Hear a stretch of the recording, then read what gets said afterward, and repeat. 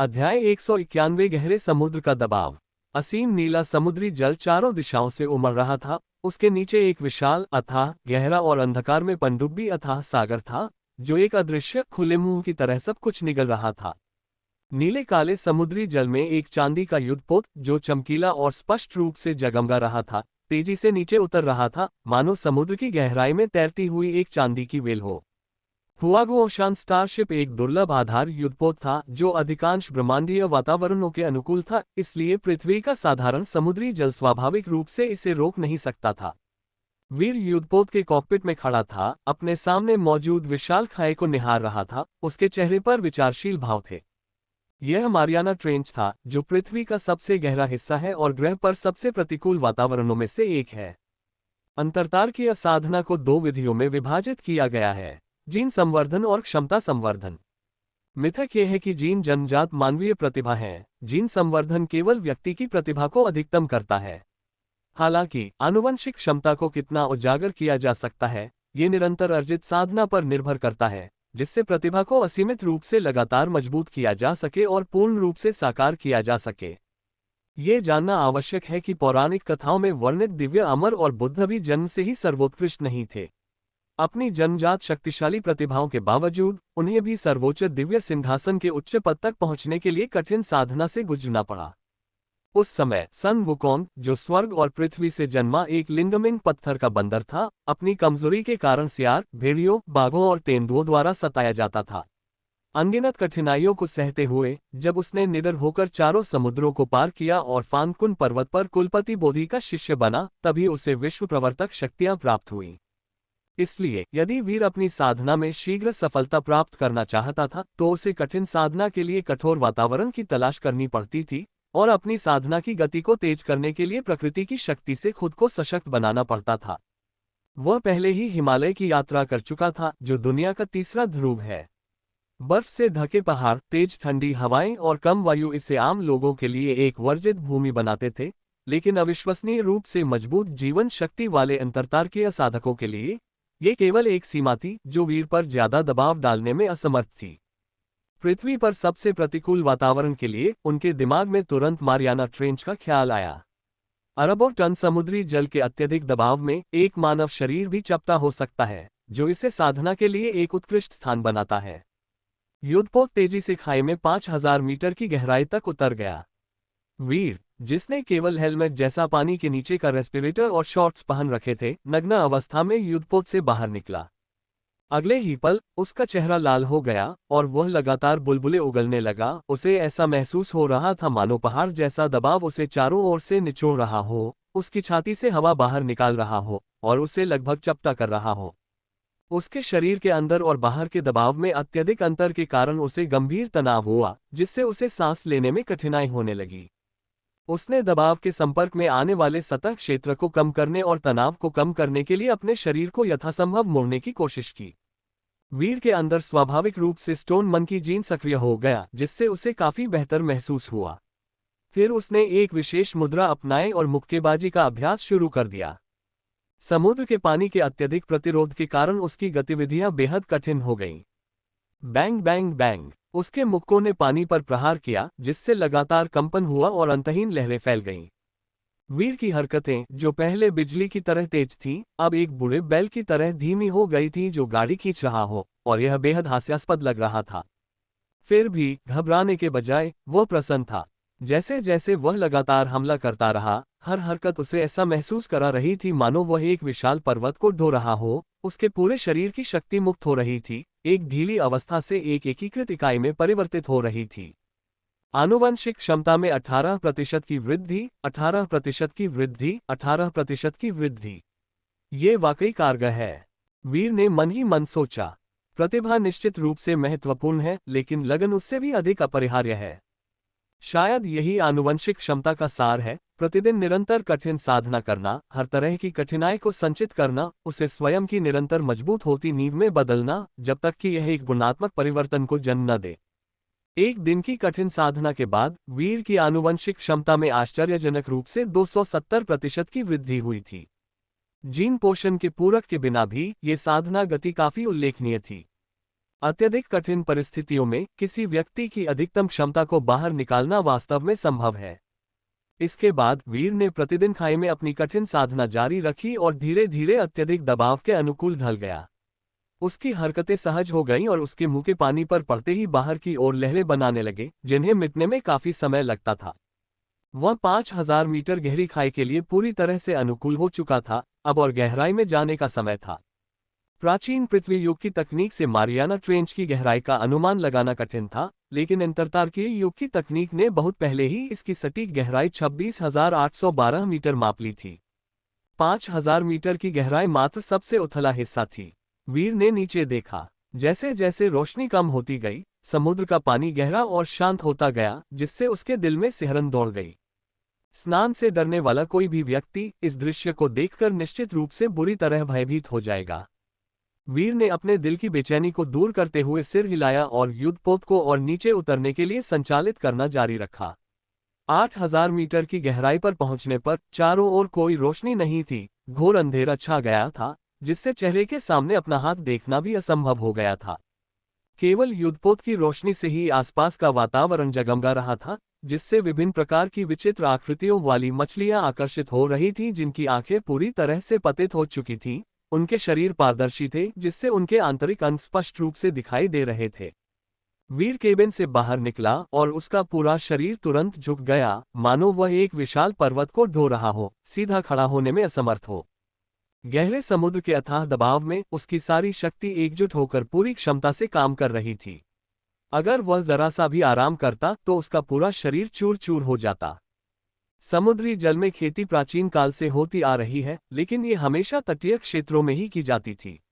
वीर द्वारा पृथ्वी की सबसे गहरी खाई को चुनना वास्तव में उसकी कुशलता और साहस का प्रमाण था। वीर ने पहले कई जीन पोषण का सेवन किया था और पोषक तत्व अभी भी उसके शरीर में जमा थे। अब वे सभी निचोड़कर बाहर निकाल दिए गए, जिससे उसकी साधना की गति सामान्य से 3 से 4 गुना तेज हो गई। वीर के लिए, जो पहले से ही एक अंतरतारकीय साधक था, ये काफी आश्चर्यजनक था। साधना का स्तर जितना ऊंचा होगा, उसकी हर एक तरक्की उतनी ही अनमोल हो जाएगी। वीर 8000 मीटर गहरी खाई में साधना में लीन रहा। जब वह थक जाता तो युद्धपोत में विश्राम करता।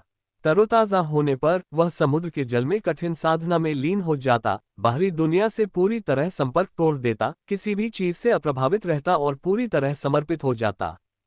इसके परिणामस्वरूप उनकी आनुवंशिक क्षमता में भी तेजी से वृद्धि हुई। 2 दिन और बीत गए। वीर ने एक बार फिर एक निःशुल्क मूल जीन पॉइंट प्राप्त किया और अपने माइंड जीन को निर्णायक रूप से मजबूत किया। उनके जीवन के गुण भी तदनुसार बदल गए। नाम वीर। जीवन शक्ति 93.6।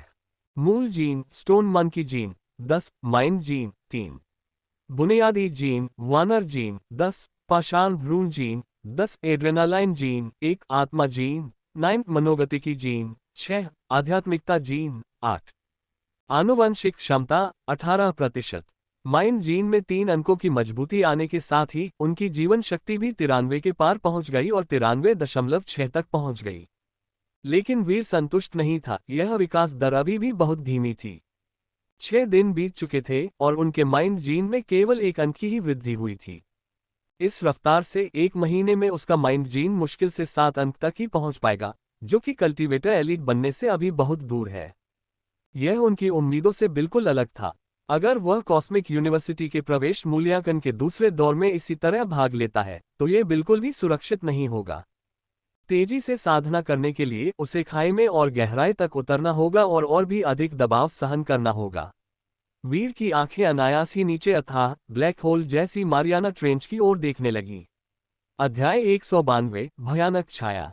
गहरे समुद्र का वातावरण तट के निकट के वातावरण से पूरी तरह से अलग है और इसने अत्यंत विचित्र जीवन रूपों के साथ एक अद्वितीय पारिस्थितिक चक्र विकसित किया है। यहाँ भले ही सन्नाटा पसरा हुआ प्रतीत हो, लेकिन ये बिल्कुल भी सुरक्षित नहीं है। प्राचीन पृथ्वी युग में भी अनेक भयानक गहरे समुद्र के राक्षसों के निशान देखे गए थे। वीर को सावधान रहना होगा। 8000 मीटर की गहराई पर मौजूद गहरे समुद्र के दबाव के अनुकूल होने के बाद वह नीचे उतरता रहा और 10,000 मीटर की गहराई तक पहुंच गया। जैसे ही वह केबिन से बाहर निकला, उसे अपने पूरे शरीर में तीव्र दर्द महसूस हुआ, मानो उसके शरीर का हर हिस्सा एक पहाड़ के नीचे कुचला जा रहा हो। उसकी हड्डियां चूर चूर हो गई हों और उसके गले में एक मीठा धातु जैसा स्वाद उमड़ आया। हालांकि स्टोन मंकी जीन प्रत्यक्ष कठोर प्रभावों का सामना कर सकता था, लेकिन उसके शरीर में रिसने वाले अदृश्य दबाव के कारण उसके कोमल आंतरिक अंगों के लिए इसे सहन करना मुश्किल हो जाता था। वीर का चेहरा लाल हो गया, उसने अपनी सांस रोक ली और स्टोन मंकी जीन को पूरी तरह से सक्रिय कर दिया, जिससे उसका शरीर अंदर और बाहर दोनों तरफ से बहुत मजबूत हो गया, ताकि वह दमनकारी शक्ति का मुश्किल से ही सामना कर सके। फिर भी उसे चारों ओर से दबाव महसूस हो रहा था जो उसे एक गेंद की तरह सिकोड़ रहा था, जिससे उसे असहनीय दर्द हो रहा था। वीर झट से पालथी मारकर बैठ गया, अपने माइंड जीन का उपयोग करके खुद को समुद्री पानी से ऊपर उठाया, ऊपर नीचे हिलता रहा। उसका मन पहले ही एक शांत अवस्था में पहुंच चुका था।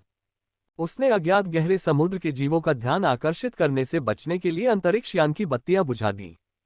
उसकी सांसें धीरे धीरे लंबी और धीमी होती गईं और धीरे धीरे शांत हो गईं, ठीक वैसे ही जैसे कोई प्राचीन गहरे समुद्र का कछुआ 10,000 साल में एक बार सांस लेता हो। बाहर तो शांति थी, लेकिन उसके भीतर एक तूफान सा उमड़ रहा था।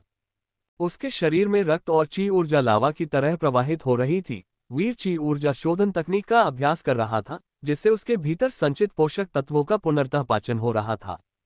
अत्यधिक दबाव के कारण उसकी मांसपेशियों के रेशे लगातार टूटते और तेजी से पुनर्गठित होते रहे। विनाश और पुनर्जन्म की एक नवीकरण प्रक्रिया से गुजरते हुए वह उत्तरोत्तर अधिक लचीली होती गई। यदि पहले उसका शरीर मात्र इस्पात था, तो अब वह एक एकीकृत मिश्र धातु इस्पात बन गया था, जिसमें उसके शरीर के विभिन्न भागों की शक्ति एक साथ जुड़ गई थी। अंतरतारकीय साधक बनने के बाद वीर को पानी की तरह बहने वाली शक्ति के क्षेत्र का एहसास हुआ, जिससे वह अपने शरीर के हर हिस्से में मौजूद शक्ति को पूरी तरह से नियंत्रित करने में सक्षम हो गया। हालांकि ये शक्ति हमेशा उसके पूरे शरीर में फैली रहती थी, लेकिन गहरे समुद्र के इस दबाव के कारण उसकी सारी ताकत धीरे धीरे एक ही अटूट रस्सी में सिमट गई, जो इच्छानुसार गतिमान थी। एक बार मुक्त होने पर यह पहले की तुलना में कहीं अधिक शक्तिशाली बल लगा सकती थी। वीर का शरीर तेजी से पतला होता गया, दुबला पतला और मजबूत होता गया। उसका शरीर मांसल मांसपेशियों से ढका हुआ था, मानो एक जिद्दी चट्टान हो जिसने हजारों परिष्करणों को सहन किया हो, अडिग और अविचल। 10,000 मीटर की गहराई वाले समुद्र के दबाव के अनुकूल ढलने के बाद वीर ने अपनी मुक्केबाजी तकनीकों का अभ्यास जारी रखा। वज्र वशीकरण, दानव मुट्ठी, कुंडलुन, महान हस्त चिन्ह, अनेक मार्शल आर्ट की चालें उसके हाथों में प्रकट हुईं। शक्ति एक बिंदु पर केंद्रित होकर तुरंत फूट पड़ी। एक हिंसक बल पानी को चीरता हुआ, स्पष्ट दृश्यमान छेद बनाता हुआ जो बाहर की ओर फैल गए। उसका शरीर घूमने लगा, उसकी हथेलियां घूमने लगीं, पानी की धाराएं उठने लगी जो उसे चारों ओर से घेर लेती थीं। कुछ समय के लिए वीर और भी तेजी से लड़ने लगा, मानो उसका पूरा अस्तित्व एक बवंडर में बदल गया हो, जो समुद्र के पानी को और अधिक उछाल रहा था, जिससे एक विशाल भंवर बन रहा था जो बाहर की ओर फैल रहा था। उसकी मुट्ठी की शक्ति प्रहार कर रही थी, जिससे उसके आसपास की हर चीज चकनाचूर हो रही थी। गहरे समुद्र की वे विशालकाय मछलियां जो उसके बहुत करीब आती, पल भर में चूर चूर हो जाती, और अंत में कोई भी प्राणी उसके पास आने की हिम्मत नहीं कर पा रहा था, जिससे वहां सन्नाटा छा गया। आनुवंशिक क्षमता जोड़ 3-2%, जोड़ 3-2%, जोड़ 32%। जीन पोषण की सहायता के बिना भी इस जबरदस्त दमनकारी बल के तहत वीर की आनुवंशिक क्षमता की वृद्धि दर अविश्वसनीय रूप से तेज थी। एकमात्र कमी यह थी कि वह इसे बहुत लंबे समय तक बनाए नहीं रख सकता था। वीर की असाधारण शारीरिक शक्ति के कारण वह 10,000 मीटर गहरे समुद्री जल के नीचे अधिकतम 1 घंटे तक ही रह सकता था, जिसके बाद उसे आराम करने के लिए अंतरिक्ष यान में वापस लौटना पड़ता था। वीर ने प्रतिदिन अपनी कठिन साधना जारी रखी। 3 दिन बाद उसने एक बार फिर एक निःशुल्क आदिम जीन बिंदु प्राप्त किया। उसके मन जीन संवर्धन में 4 अंकों की वृद्धि हुई। उसकी जीवन शक्ति 94.2 तक पहुंच गई और उसकी साधना की गति पिछले कुछ दिनों की तुलना में काफी तेज हो गई। असीम गहरा समुद्र एक निषिद्ध भूमि है जिसे आम लोग शायद ही छू सकते हैं, जो अज्ञात भयावहताओं से भरी हुई है। और जैसे ही वीर ने अपने डर पर काबू पाया, उसके माइंड जीन में भी तेजी से वृद्धि हुई, जिससे उसे बहुत लाभ हुआ। पफ, उस दिन वीर एकाग्र मन से साधना कर रहा था, तभी उसके माइंड जीन ने सहज रूप से महसूस किया कि 3 मीटर से अधिक लंबा एक विशाल गहरे समुद्र का जीव उस पर झपट रहा है, मानो उसे कोई शिकार मिल गया हो। उसने सहज प्रतिक्रिया करते हुए अपने पंजों से उस पर बेरहमी से हमला कर दिया। वज्र ड्रैगन पंजा हाथ, उसके पंजे इतने निर्दयी थे कि उसने हमला करने वाले जीव को टुकड़े टुकड़े कर दिया। उसने अपनी आंखें खोली और समुद्र तल पर बिखरे हुए टेंटिकल्स को गिरते हुए देखा। यह एक प्रकार का गहरे समुद्र का स्क्विड प्रतीत होता था।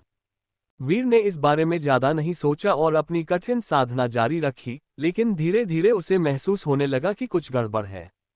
उनके माइंड जीन ने एक अकथनीय हलचल पैदा कर दी और उनकी आध्यात्मिक चेतना ने एक भयंकर खतरे का पता लगाया। एक आसन विनाश की अनुभूति हुई। वीर ने अचानक अपनी आंखें खोली, उसकी निगाहें तेज थीं, उसने चारों ओर देखा, चारों ओर घोर अंधेरा था और उसे कुछ भी नहीं मिला। जहां धुआं है वहीं आग है। संकट की यह भावना बहुत ही विचित्र थी। उनकी आध्यात्मिक चेतना में उतार चढ़ाव किसी भी तरह से आकस्मिक नहीं था। वीर ने अपनी माइंड जीन को पूरी तरह से विकसित कर लिया। जब उसकी माइंड जीन को 4 अंकों तक मजबूत किया गया तो उसकी पता लगाने की सीमा 4 किलोमीटर तक पहुंच गई और उसने तुरंत कुछ गड़बड़ी का पता लगा लिया। किसी अज्ञात समय में आसपास के गहरे समुद्री जल में रहने वाले सभी जीव गायब हो गए, मानो वह एक मृत सागर बन गया हो जहां जीवन का अस्तित्व ही नहीं रह सकता। वीर को कुछ गड़बड़ का एहसास हुआ और वह तेजी से अंतरिक्ष यान की ओर बढ़ा। चीख! खाई का तल कंपन से भर गया और अचानक एक गर्जना गूंजी जो समुद्री जल को चीरती हुई उसके कान के पर्दों को भेद गई। एक विशाल 100 मीटर लंबी छाया तेजी से एक विशाल द्वीप की तरह ऊपर उठी और एक दुर्जय आभा के साथ उसकी ओर बढ़ी। ये वास्तव में एक भयानक प्राणी था। आखिर ये बला है क्या? वीर का माइंड जीन एक लहर के रूप में प्रकट हुआ और तुरंत ही आगे बढ़ गया। सामान्य तौर पर राक्षसों में जीवन शक्ति तो प्रबल होती है, लेकिन उनकी बुद्धि सीमित होती है और उनका माइंड जीन बहुत नाजुक होता है। माइंड जीन का प्रभाव उनसे निपटने का सबसे अच्छा तरीका है, क्योंकि इससे उनकी चेतना ध्वस्त हो सकती है, जिससे वे किसी की दया पर निर्भर हो जाते हैं। लेकिन इस बार वीर का सामना एक कठिन प्रतिद्वंद्वी से हुआ। ऐसा लगा जैसे उसका माइंड जीन एक कठोर दीवार से टकरा गया हो और अंतहीन हिंसक और क्रूर इरादे बिना किसी चेतना के फिर से उमड़ पड़े। माइंड जीन के प्रतिकूल प्रभाव के कारण वीर के सिर में तेज दर्द होने लगा और अगले ही पल एक मोटी काली छाया ने उस पर हमला कर दिया। उसने सहज रूप से अपने सीने के सामने दोनों हाथों से बचाव किया। उसे तुरंत ऐसा लगा जैसे उस पर कोई पहाड़ गिर गया हो और वह तोप के गोले की तरह हवा में उड़ गया। ऐसा लग रहा था जैसे उसकी पूरी हड्डियां अपनी जगह से हट गई हो। उसके शरीर का हर हिस्सा दर्द कर रहा था। एक ही वार में वह बुरी तरह घायल हो गया। ये किस तरह का राक्षस है? वीर भयभीत था, लेकिन सोचने का समय नहीं था। उसने तीव्र दर्द सहन किया, उसकी मांसपेशियां कांप रही थीं। उसने समुद्री जल को नियंत्रित किया। उसका शरीर एक लट्टू की तरह घूम रहा था ताकि प्रतिक्षेप बल को स्थिर कर सके और खुद को संतुलित कर सके। फिर वह एक बैराकुडा मछली की तरह अंतरिक्ष यान की ओर तेजी से बढ़ा। एक बार जब वह अंतरिक्ष यान में वापस आ जाएगा तो वह सुरक्षित हो जाएगा। बूम! समुद्र का पानी कांप उठा। एक और घनी काली छाया ने हमला कर दिया। वीर के हृदय में एक प्रचंड संकल्प जागा। उसने अपनी उंगलियों को तलवार की तरह उठाया और उग्रता से वार किया। अपने शरीर को तलवार बनाकर आगे बढ़ा। उसकी धार अद्वितीय थी और उसने सब कुछ नष्ट कर दिया। अमर तलवार की मुहर का वाद, चहचहाहट। वीर ने उस काली छाया के सिरे को 2 टुकड़ों में काट दिया और दुर्गंधयुक्त खून से उसका पूरा शरीर लथपथ हो गया, जिससे वह खून से लथपथ आकृति में बदल गया। उन्होंने 10 मीटर लंबी स्क्विड की एक तंतु को समुद्र तल में गिरते हुए भी स्पष्ट रूप से देखा। वह भयानक छायादार आकृति दर्द और क्रोध में दहाड़ उठी, जिसकी ध्वनि तरंगों से समुद्र का पानी कांप उठा और लहरें उठने लगीं। यह एक ऐसा अवसर था जिसे गंवाना नहीं चाहिए था।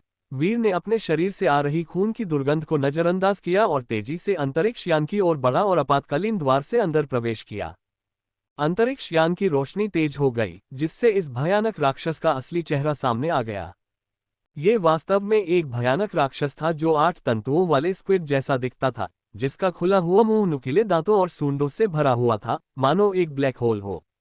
8 तंतु बेतहाशा फड़फड़ा रहे थे। उनके सिरों पर वास्तव में कई विशाल अजगर के मुंह थे, जो लगातार सांप की जीभें उगल रहे थे।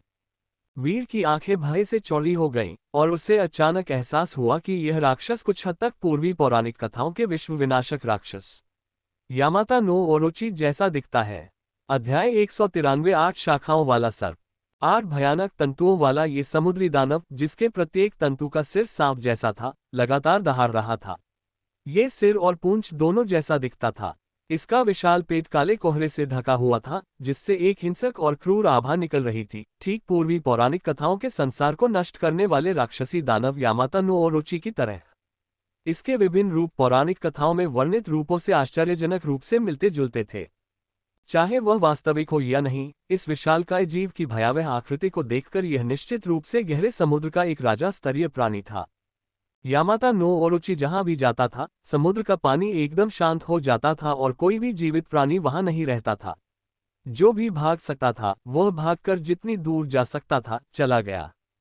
विशालकाय सर्प की 8 भुजाएं फैल गईं। जो भुजा कट गई थी वह किसी अज्ञात समय पर पूरी तरह से जुड़ गई थी। वह उन्मादपूर्वक हुआगुओ शान स्टारशिप के चारों ओर लिपट गई और उस पर लगातार प्रहार करने लगी, जिससे जहाज का बाहरी ढांचा जोर से खड़खड़ाने लगा। जिस कीड़े ने उसके बच्चे को मार डाला था वह इस धातु के कवच में घुस गया था। भला वह इस मामले को कैसे शांत रहने दे सकता था। वह युद्धपोत को अपना सबसे बड़ा दुश्मन मानता था और उस पर उग्र हमला बोल पड़ा, लेकिन यह इससे ज्यादा कुछ नहीं कर सकता था। हुआगुओ शान स्टारशिप की तकनीक अंतरिक्षीय प्रौद्योगिकी के शिखर से ली गई थी। इसका ढांचा अतुलनीय रूप से मजबूत था। यह ऐसी चीज नहीं थी जिसे कोई साधारण राक्षस हिला सके, अन्यथा ये ब्रह्मांड की जटिल और भयावह परिस्थितियों का सामना कैसे कर पाता। वीर को सबसे ज्यादा हैरानी इस बात की थी कि उसने इस राक्षस को क्यों उकसाया था। आखिर किस बदले की भावना, किस दुश्मनी ने इसे लगातार उसका पीछा करने पर मजबूर किया। उसके मन में स्वाभाविक रूप से एक दृश्य उभर आया, एक छोटा सा राक्षस स्क्विड जैसा, जिसे उसने पूरी तरह से नष्ट कर दिया था। क्या वह यामाता नो ओरोची का बच्चा हो सकता था? उस राक्षस की उन्मादी अवस्था को देखकर वीर के होंठ हल्के से फड़फड़ाए। वह अवाक रह गया। उसने छोटे वाले को मारा और बूढ़ा आ गया। उसका बच्चा बम धमाके में मारा गया, इसलिए इस राक्षसी मां का इतना क्रोधित होना स्वाभाविक था। इसके लिए किसी को दोषी नहीं ठहराया जा सकता। लेकिन मैं तो बिल्कुल निर्दोष हूं। शांतिपूर्वक साधना करके मैंने किसका अपमान किया? किसने तुम्हारे बच्चे को मुझ पर झपटने और मुझे खाने की कोशिश करने के लिए कहा? यह कहना ही पड़ेगा कि यह यामाता नो ओरोची बेहद भयानक था। 100 मीटर से भी अधिक लंबा उसका शरीर शक्ति से भरा हुआ था, जिसने पूरे युद्धपोत पर प्रहार किया और उसे बुरी तरह हिला दिया। इतनी भयावह शक्ति के साथ अगर वीर ने सचमुच बाहर इसका मुकाबला किया होता तो वह इसका प्रतिद्वंद्वी नहीं होता। वीर लापरवाह आदमी नहीं था, उसके पास इस्तेमाल करने के लिए एक बेहतरीन युद्धपोत था। वह किसी राक्षस से आमने सामने की लड़ाई क्यों लड़ता? क्या यह मौत को दावत देना नहीं था? क्या वह मूर्ख था? स्पष्ट रूप से नहीं। हुआगुओ शान स्टारशिप पूरी तरह से सबसे कठोर अंतरतारकीय मिश्र धातु सामग्री से निर्मित थी, जो इसे अविश्वसनीय रूप से मजबूत और अविचल बनाती थी। ये यामाता नो ओरोची, हालांकि भारी तंतुओं से जोरदार प्रहार करते हुए भयंकर प्रतीत होता था, वास्तव में इसे जरा सा भी नुकसान नहीं पहुंचा सका। इस धातु के कवच के अंदर छिपकर वीर राक्षस को व्यर्थ प्रयास करते हुए देखता रहा और काफी संतुष्ट महसूस कर रहा था। कठोर कछुए के कवच पर कोई प्रतिक्रिया न देखकर यामाता नो ओरोची क्रोधित हो गया। उसने अपना विशाल मुंह खोला, उसमें ऊर्जा एकत्रित की और तुरंत लावा, बर्फ, तूफान आदि उगल दिए। प्रत्येक मुंह से एक अलग ऊर्जा निकली, जिससे 8 ऊर्जा विस्फोटों की एक धारा उत्पन्न हुई, जिसने कवच पर जोरदार प्रहार किया। Beep beep beep. युद्धपोत के लाइट ब्रेन ने चेतावनी दी, सावधान सावधान, एक अलौकिक सत्ता युद्धपोत पर हमला कर रही है। क्या आप जवाबी कार्रवाई करना चाहते हैं?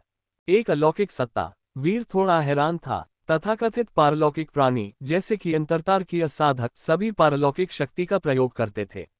हालांकि साधकों से तात्पर्य सभ्य बुद्धि वाली जातियों से था, जबकि पारलौकिक प्राणी मात्र प्राणी थे। यह उल्लेखनीय है कि विभिन्न पौराणिक सभ्यताओं में अनेक शक्तिशाली जीव बहुतायत में पाए जाते हैं। पूर्वी पौराणिक कथाओं का यामाता नो ओरोची कोई अपवाद नहीं है। केवल चीनी पौराणिक कथाओं के पर्वत और समुद्र संबंधी क्लासिक में ही अनगिनत राक्षस और विचित्र जीव समाहित हैं, कियोन की, चियांगलियू, पिक्सियू और भी अनगिनत। पश्चिमी पौराणिक कथाओं में भी हाइड्रा, मेडुसा आदि हैं। मनुष्यों की तरह ही जानवरों में भी पौराणिक जीन होते हैं। अंतर केवल इतना है कि जानवरों में आमतौर पर बुद्धि की कमी होती है और वे सचेत रूप से अपने पौराणिक जीन को जागृत नहीं कर सकते और साधना के मार्ग पर अग्रसर नहीं हो सकते। लेकिन अंतरतारकीय ब्रह्मांड विशाल है और यहाँ कुछ भी संभव है। सौभाग्य से कुछ जानवरों ने अनजाने में अपने पौराणिक जीन को जागृत कर लिया है, जिससे उन्हें एक प्रारंभिक बुद्धि प्राप्त हुई है। वे अपने पशुवत सहज ज्ञान के माध्यम से अलौकिक शक्ति पर महारत हासिल कर लेते हैं और इन्हें अलौकिक प्राणी कहा जाता है। चूंकि उसके सामने खड़ा ये राक्षस एक अलौकिक प्राणी था, तो क्या ये वास्तव में यामाता नो ओरोची हो सकता है? नहीं, ये सही नहीं है। ये तर्कहीन है। पृथ्वी ने बहुत पहले ही आध्यात्मिक कणों का अस्तित्व खो दिया है। ऐसे में अलौकिक सत्ताएं स्वाभाविक रूप से कैसे उत्पन्न हो सकती हैं? ये जानना आवश्यक है कि पृथ्वी पर साधना करने वालों को अंतरतारकीय अंतरिक्ष से प्राप्त साधना संसाधनों की आवश्यकता होती है। साधना के लिए उपयुक्त वातावरण बहुत पहले ही लुप्त हो चुका है, इसलिए प्रकृति में अलौकिक प्राणियों का प्रकट होना और भी कम संभव है। इससे केवल एक ही संभावना बचती है। ये यामाटा नो ओरोची कृत्रिम रूप से बनाया गया था, ठीक उसी तरह जैसे इससे पहले जायंट फार्मास्यूटिकल के टाइटन कृत्रिम देवता बनाए गए थे।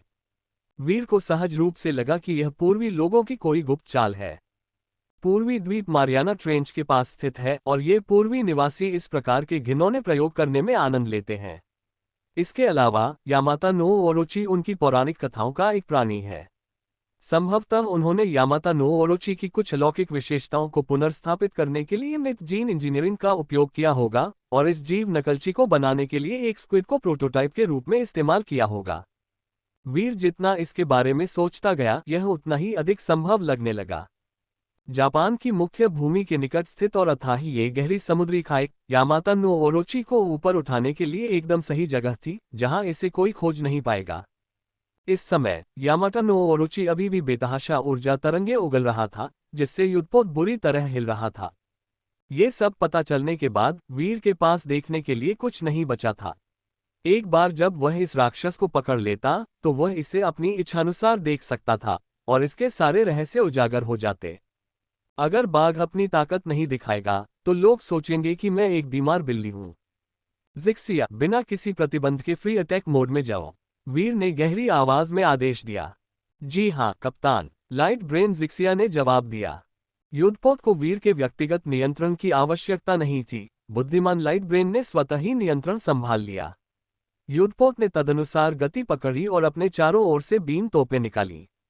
तोपों के मुंह तेजी से चमक उठे और प्रकाश की मोटी किरणें तुरंत बाहर निकल आईं।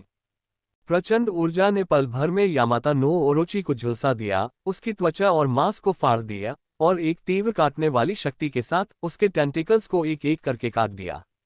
युद्धपोत का अगला हिस्सा एक नुकीले सिरे की तरह उससे जोर से टकराया, जिससे सर्प का विशाल शरीर बार बार लुढ़कता हुआ समुद्र तल की ओर गिर गया। लेकिन आखिरकार इसका मूल रूप पौराणिक कथाओं के एक भयानक क्रूर राक्षस जैसा था। इसकी क्रूरता अपरिवर्तित रही और इसने फिर से हमला किया। इसके 8 सांप जैसे मुख खुल गए और उन्होंने हिंसक ऊर्जा उगली जो तोप के गोलों की तरह नीचे गिरी। एक पॉप की आवाज के साथ युद्धपोत के बाहरी हिस्से पर लगभग मूर्त रूप में एक आयन शील्ड प्रकट हुई, जिसने ऊर्जा के सभी प्रभावों को रोक दिया, जो बाद में समाप्त हो गए। एक प्रमुख युद्धपोत से जैसी उम्मीद की जाती है, उसकी रक्षात्मक क्षमता आश्चर्यजनक थी। वीर ने मन ही मन सिर हिलाया। इस तरह की रक्षात्मक शक्ति के बिना युद्धपोत विभिन्न कठोर ब्रह्मांडीय वातावरणों में स्वतंत्र रूप से विचरण नहीं कर पाएगा, नए मानव अड्डे स्थापित नहीं कर पाएगा और कठोर प्राकृतिक वातावरणों को रहने योग्य नहीं बना पाएगा। इसके कार्य अनेक थे। युद्धपोत के मालिक वीर को भी हुआगुओ शान स्टारशिप के सभी कार्यों की पूरी समझ नहीं थी। युद्धपोत के सामने यामाता नो ओरोची की क्षमताएं पूरी तरह से बचकानी और निरर्थक थीं। युद्धपोत की बीम तोपें, जो एक लक्ष्यीकरण प्रणाली से लैस थीं, लगातार बरसती रहीं, जिससे बचना नामुमकिन हो गया। ये सभी तोपें यामाता नो ओरोची पर जा गिरी, जिससे वह दर्द से कराह उठा और उसकी तंतु एक के बाद एक टूटते चले गए। अपनी अद्भुत पुनर्जीवन शक्ति के बावजूद वह राक्षस अब प्रतिरोध नहीं कर सका। चाहे वह कितना भी क्रूर क्यों न हो, अब उसे मृत्यु का भय सताने लगा था। उसकी सूंडें बेतहाशा फड़फड़ा रही थीं और वह एक विशाल स्क्विड की तरह खाई की गहराई में बेतहाशा भाग रहा था, मानो वह और अधिक सूंडें चाहता हो ताकि जितनी जल्दी हो सके बच सके। वीर को अभी अभी एक बड़ा नुकसान हुआ था, वह इसे इतनी आसानी से कैसे जाने दे सकता था। उसने युद्धपोत को नियंत्रित किया, जो चांदी की एक लकीर जैसी रोशनी में बदल गया, तेजी से पीछा करते हुए खाई में गहराई तक गोता लगा गया। अध्याय 194 सर्प पित्ताशय गोला। एक छोटे पहाड़ की तरह दिखने वाली काली छाया सीटी बजाती हुई पानी में से गुजरी, उसकी 8 टूटी हुई सूंडें बेतहाशा फड़फड़ा रही थीं, खून बह रहा था और समुद्री पानी को लाल रंग से रंग रहा था। एक विशालकाय चांदी का युद्धपोत उनके ठीक पीछे चल रहा था, जो लगातार अचूक ऊर्जा तीव्रता के साथ प्रचंड किरण तोपें दाग रहा था। वे जहां भी जाते, समुद्र का पानी भाप बनकर उड़ जाता, चट्टानें चकनाचूर हो जाती। उनके रास्ते में आने वाली हर चीज पूरी तरह से नष्ट हो जाती। 11,000 मीटर, 12,000 मीटर, 13,000 मीटर पीछा करने और भागने की होड़ में यामाता नो ओरोची और युद्धपोत तेजी से डूबते चले गए, लगातार विशाल समुद्री खाई में और गहराई तक जाते रहे। बेहद तेज धार वाले ब्लेड की तरह केंद्रित किरणों ने यामाता नो ओरोची की 8 मोटी, लंबी तंतुओं को काट डाला।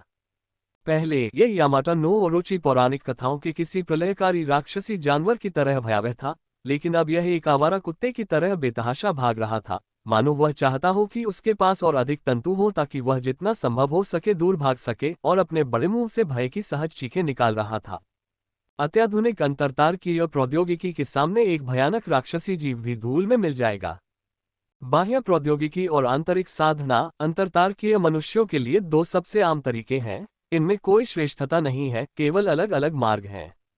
एक अंतरतारकीय साधक के पूरी तरह से विकसित होने से पहले वह अंततः प्रौद्योगिकी की विनाशकारी शक्ति का मुकाबला करने में असमर्थ होता है।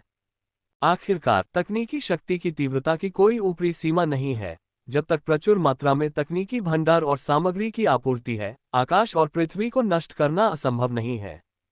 वर्तमान में मानवता के सबसे भयावह हथियारों में से एक, तारा नष्ट करने वाली तोप, एक ही शॉट में एक तारे को नष्ट कर सकती है, जिससे एक संपूर्ण तारामंडल नष्ट हो जाता है। इसकी शक्ति अविश्वसनीय रूप से भयावह है।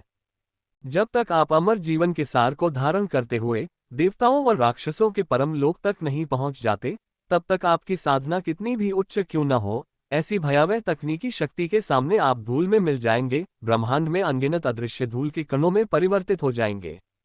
इस समय चाहे यामाता नो ओरोची किसी भी तरह से भाग जाए, वीर युद्धपोत को नियंत्रित करते हुए उसका पीछा करता रहा और उसे कभी भी जाने नहीं दिया। ये प्रतिशोध के लिए नहीं था, वीर एक बुद्धिहीन राक्षस से झगड़ा करने की हद तक नहीं गिरेगा। बात बस इतनी थी कि यह यामाता नो ओरोची बहुत ही दुर्लभ था। ये पृथ्वी पर मौजूद कुछ असाधारण प्राणियों में से एक था। चाहे वह जीवित हो या मृत, अगर वह उसे हासिल कर लेता तो यह एक बहुत बड़ा खजाना होता। इसमें असाधारण अंग होने चाहिए, जो अंतरतारकीय साधकों के लिए अत्यंत दुर्लभ संवर्धन संसाधन है।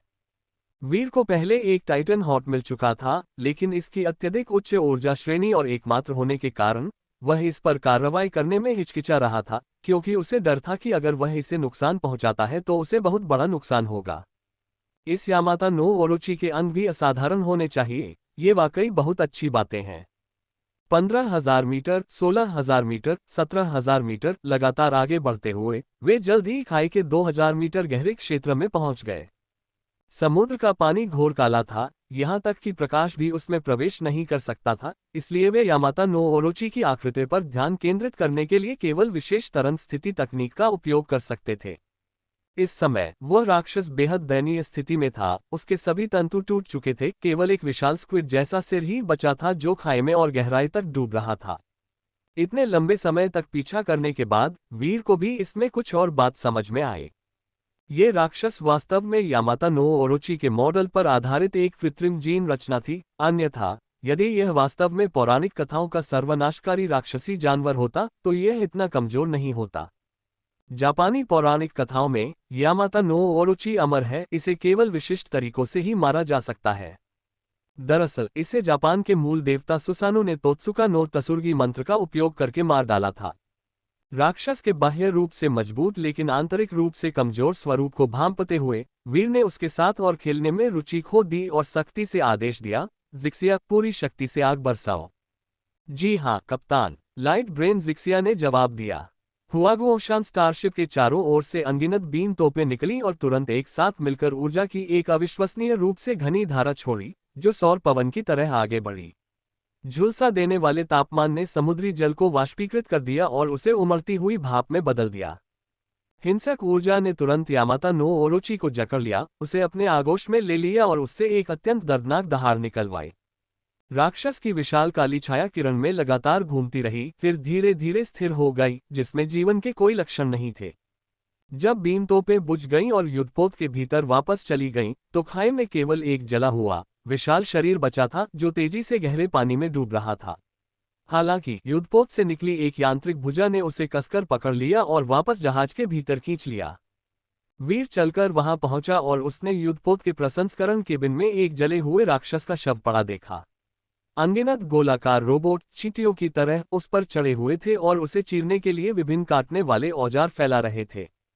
जब उस फीके सफेद मांस को चीरा गया तो उसमें से भाप निकल रही थी और जली हुई गंध आ रही थी। इंजीनियर रोबोटों द्वारा राक्षस के शरीर को पूरी तरह से विघटित कर दिया गया था और सफेद हड्डियां एक छोटे पहाड़ की तरह ढेर हो गई थीं।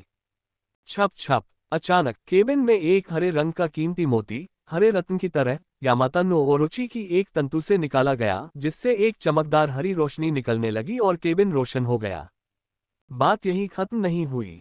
यामाता नो ओरोची की अन्य 7 तंतुओं से भी विभिन्न रंगों के अनमोल मोती निकाले गए, लाल, नारंगी, पीला, हरा, नीला और बैंगनी। वीर के सामने 8 अनमोल मोती पड़े थे जो चमकीले रंगों से जगमगा रहे थे और आसपास के वातावरण को रोशन कर रहे थे।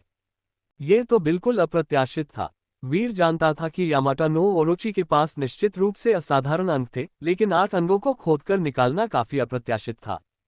क्या ये पित्ताशय है? 8 सांपों के सिर, 8 सांपों की पित्ताशय की थैली। वीर पित्ताशय के मोतियों में समाहित प्रचुर ऊर्जा को महसूस कर सकता था, जिनमें से प्रत्येक की अलग अलग विशेषताएं थीं, कुछ बेहद गर्म, कुछ बर्फीली ठंडक, कुछ शांत। प्रत्येक मोती की एक अनोखी चमकदार आभा थी, सभी असाधारण अंग अविश्वसनीय क्षमताओं से युक्त थे। इन 8 मोतियों को खोने के बाद यामाता नो ओरोची के बचे हुए सदस्य पूरी तरह से बेकार हो गए। वीर को इसकी परवाह नहीं थी और उसने सीधे युद्धपोत को उन्हें नष्ट करने का आदेश दिया। उसकी निगाह मोतियों पर टिकी हुई थी, उसके मन में एक विचार उमड़ रहा था। असाधारण अंग असाधारण प्राणियों का सार है। यदि इन्हें औषधि में परिवर्तित किया जाए तो इनमें प्रचुर मात्रा में ऊर्जा और पोषक तत्व होते हैं, जो अंतरतारकीय साधकों के लिए अत्यंत सहायक होते हैं। अगर वह सचमुच सफल हो जाता है तो वीर को आने वाले लंबे समय तक जीन पोषण की कमी नहीं होगी। पहले टाइटन का दिल सिर्फ एक ही था और वीर ने उसे परिष्कृत करने की हिम्मत नहीं की। लेकिन अब ऐसे 8 मोती मौजूद थे जो प्रयोग के लिए एकदम सही थे। अगर एक मोती खराब भी हो जाता तो भी 7 बचे रहते। यह एक सुखद आश्चर्य था, 1 या 2 के खोने से ज्यादा दुख नहीं होगा। वीर ने तुरंत अपने विचार पर अमल किया और युद्धपोत के भीतर मौजूद जीन पोषण अभिलेखागार को सक्रिय कर दिया। यहाँ जायंट फार्मास्यूटिकल की सभी औषधि निर्माण तकनीकों का भंडार था, जिसमें हजारों फॉर्मूले मौजूद थे, जिनमें से प्रत्येक का प्रभाव अलग अलग था। अब उसके लिए उपयुक्त फॉर्मूला अवश्य मिल जाएगा। इसके अलावा युद्धपोत के उपकरण बहुत व्यापक थे, जिससे वीर वांछित औषधियों को तैयार करने में पूरी तरह से आत्मनिर्भर हो सकता था। होलोग्राफिक प्रोजेक्शन में अनगिनत सूत्र उसकी आंखों के सामने झिलमिलाते हुए दिखाई दिए, जिससे वह चकित रह गया। वीर ने मूर्खतापूर्ण ढंग से उन्हें एक एक करके नहीं देखा, बल्कि लाइट ब्रेन से उन्हें छानने को कहा। जिक्सिया, उन सभी जीन पोषण का चयन करो जिनमें असाधारण अंगों का उपयोग सामग्री के रूप में किया जा सकता है, और युद्धपोत में उन सूत्रों के लिए सभी सहायक सामग्रियों का पूरा भंडार होना चाहिए। लाइट ब्रेन पर डेटा तेजी से स्क्रॉल हो रहा था, जो तेजी से फिल्टर और गणना कर रहा था। जल्द ही वीर के सामने एक सूत्र प्रकट हुआ। असाधारण पवित्र जल, अध्याय 195 क्रिस्टलीकृत पवित्र जल, अलौकिक पवित्र जल। ये लाइट ब्रेन द्वारा दी गई पहली औषधीय गोली का फॉर्मूला था।